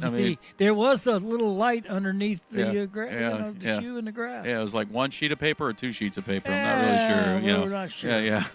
But anyway, when you win, it's a good time and people can have fun. And so, I like that. They're going to, give the guys a little bit of a breather, let them kind of rest a little bit, enjoy, breathe, and then get back to work on Monday. Yeah, they're going to give them tomorrow, Saturday, and Sunday off, come back on Monday, and then Coach has got it set up for a work week this week, and then again a little time on the weekend, and then come back, get ready for game. Yeah, absolutely. And, Vero's got a little time to figure out who they're going to play. So there's teams across the state that are going to be able to use this upcoming week. In fact, it's really not even a full week. It's just 2 days. They've got Monday and Tuesday to make up the games or make up a game that they missed through the regular season. So, like, as an example, Gary, one of the region, I think it's Region 1 for 7A, has DeLand and Spruce Creek, and that's a district game for those guys. Well, they had it delayed, and so they're making it up on Tuesday because you got to play those games, especially your district games. But the state, and I like this, they're making it mandatory now for you to complete your schedule. Yes. Because strength of schedule now is such a huge part of the power rankings that you can't just like bail out on some of these games and go, well, we may not win this game. Maybe we shouldn't play this one. Well, plus also financially, the schools, you make your money off your ticket sales, and they need everybody needs the 10 games that they play for. And they pay for it, so they want to have people there. Yeah, so as it stands right now, Gary, we're number one in our respective region. We're the top seed, and the 8th seed right now looks to be East Ridge. Yep. And so we don't really know a lot about them right now, but this, they've played well enough to make the playoffs. That's absolutely right. You're right. So you can't take any team lightly, and I know people want to figure out well, if you win this, if we win, then so 1 is playing 8, right. 2 is playing 7, 3 is playing 6, 4 plays 5. So as the 1 seed, we win our game, then we will play the winner out of the 4 and 5. Absolutely. Yep. And so that could be an interesting scenario depending on how the final bracket shapes up. But right now, it looks to be Dr. Phillips and St. Cloud in those 4 and 5 spots. Yeah, we'd be ready for that. Yeah. But because Bring Phillips on down here. Yeah, You know? but as Matt was talking about, with being the top seed, that means we've got home field advantage, at least through the region, and with the power rankings potentially even in the fourth round. Speaking of Matt. Right now. All right, come down. Yeah, Go right ahead. now, Dr. Phillips is getting beat pretty handedly by West Orange. So Oh, wow. Yeah. that might drop them even further in the seeds. That's true. That is true. So, they could be the 5th or 6th seed. Yeah. Good. Yeah. Good job. So, Let's all get right. Well, Derek with that, down there in our ear, staying. He's ready. Is Derek ready? I'm Derek's ready. Derek's actually ready? Can you imagine that? All right. Well, now it's time to find out who our Scott Sporting Goods players of the game are for this week. So with that, let's go to the field. Down here with our Scott Sporting Goods player, Duke Phillip, for our defense. Duke, talk about your defensive play. I know it has to feel good to have 8 straight scoreless quarters and to see those points on the board with a big fat goose egg for them. It's pretty much the same thing I said last time. Our defense, we've gotten better and better. Our chemistry is like insane now. We all play off each other. We know everyone knows what to do. We're all on the same wavelength, so it's only going to be better from here on. Absolutely. Last 2 weeks in particular seems really important for your linebackers really to get assignments right when you're dealing with heavy running teams. Talk about how effective you guys have been really in your neck of the woods in the middle linebacker, and how much jail you feel like you guys are going, because I know it's really important as we go through the playoffs. I can't even give all the credit to myself. My other linebacker, Lance Stone, me and him, if I didn't have him, I wouldn't be able to do it. Absolutely. How does a win like this tonight and a perfect season really help and prepare you for the playoffs? It helped prepare us a lot. We really were planning to send a message to everybody else. You see the score, 43-0. We just wanted to send a message to show that we coming in hot for the playoffs. Absolutely. Well, go celebrate with your teammates. Congratulations. Thank you. All right, come on in. Down here, not with Phillip, but with Corbin Phillips. Corbin, I have to know one thing. How good did it feel to get in the end zone tonight, my brother? Felt amazing, man. I've been waiting for this my whole life. It looked like I saw your eyes get really, really big, because before the 2-point conversion, as soon as Coach said 2-point conversion, you knew exactly what was going to happen. Talk about what you saw. I saw everything. Yeah, we just practice that and practice every day. And, so when the person scores, I already knew it was my time to shine. Camp on. Absolutely. Talk about the offensive line. I really feel like over the last couple of weeks, Duke talked about gelling on defense. It feels like we're really gelling on offense in terms of protection and some good things that you're seeing on the offensive line.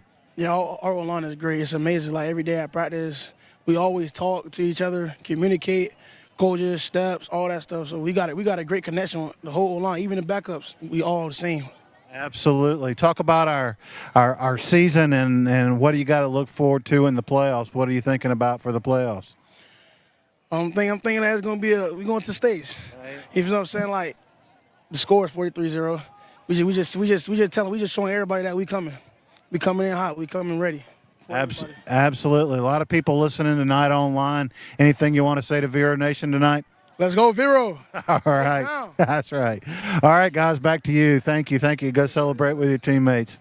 Duke Phillip, Corbin Phillips, our Scott Sporting Goods players of the game, and that was Derek West down there on the field trying to have a little fun with the guys here tonight. So, all right, Gary, our final stat line of the night brought to you by Durfee's Heating and Cooling. 52 yards of offense by Somerset to 328 for Vero Beach. I also want to include the Townsend 60-yard punt return, and, of course, our boy Corbin Phillips with the 2-point conversion there. So not a lot going on in the second half with the running clock. But it was the running clock, and Lenny played everybody. He did. I mean, I loved it. The only thing you didn't see. Well, not everybody. Not everybody. You didn't see number one. That's not the time to bring him in. But I thought it was a great game. I thought it was well-balanced. I thought they were overmatched by us from every position, everywhere out there, and again, and I love the way Lenny said, "Hey, let's let everybody play the second half," and the game went by fast, and you don't want to get anybody hurt or banged up out there, especially in your starters and all. So you let them all have a break. And the first half, the stats alone, were unbelievable. Yeah. And this team is for real. And talking about Vero Beach, they did exactly what they've had to do the last few weeks. They won their games. They won all 10 of them this regular season. Indeed. And that says a lot. That's amazing for a team, a coaching staff, and their fans. And us, we enjoy it. Absolutely. So, Vero Beach will have the week off November 14th. This is the one you got to mark down, and we'll have a lot more information coming about that playoff game. But we do know this. It will be here at the Citrus Bowl. Kickoff is going to be at 7:30 because the playoffs, they're always moved back to 7:30 start times. And so, we don't know exactly who we're going to play. We have a general idea. We think it might be East Ridge, but we'll wait and see on Thursday when the official brackets come out with the show brought to you by the FHSAA.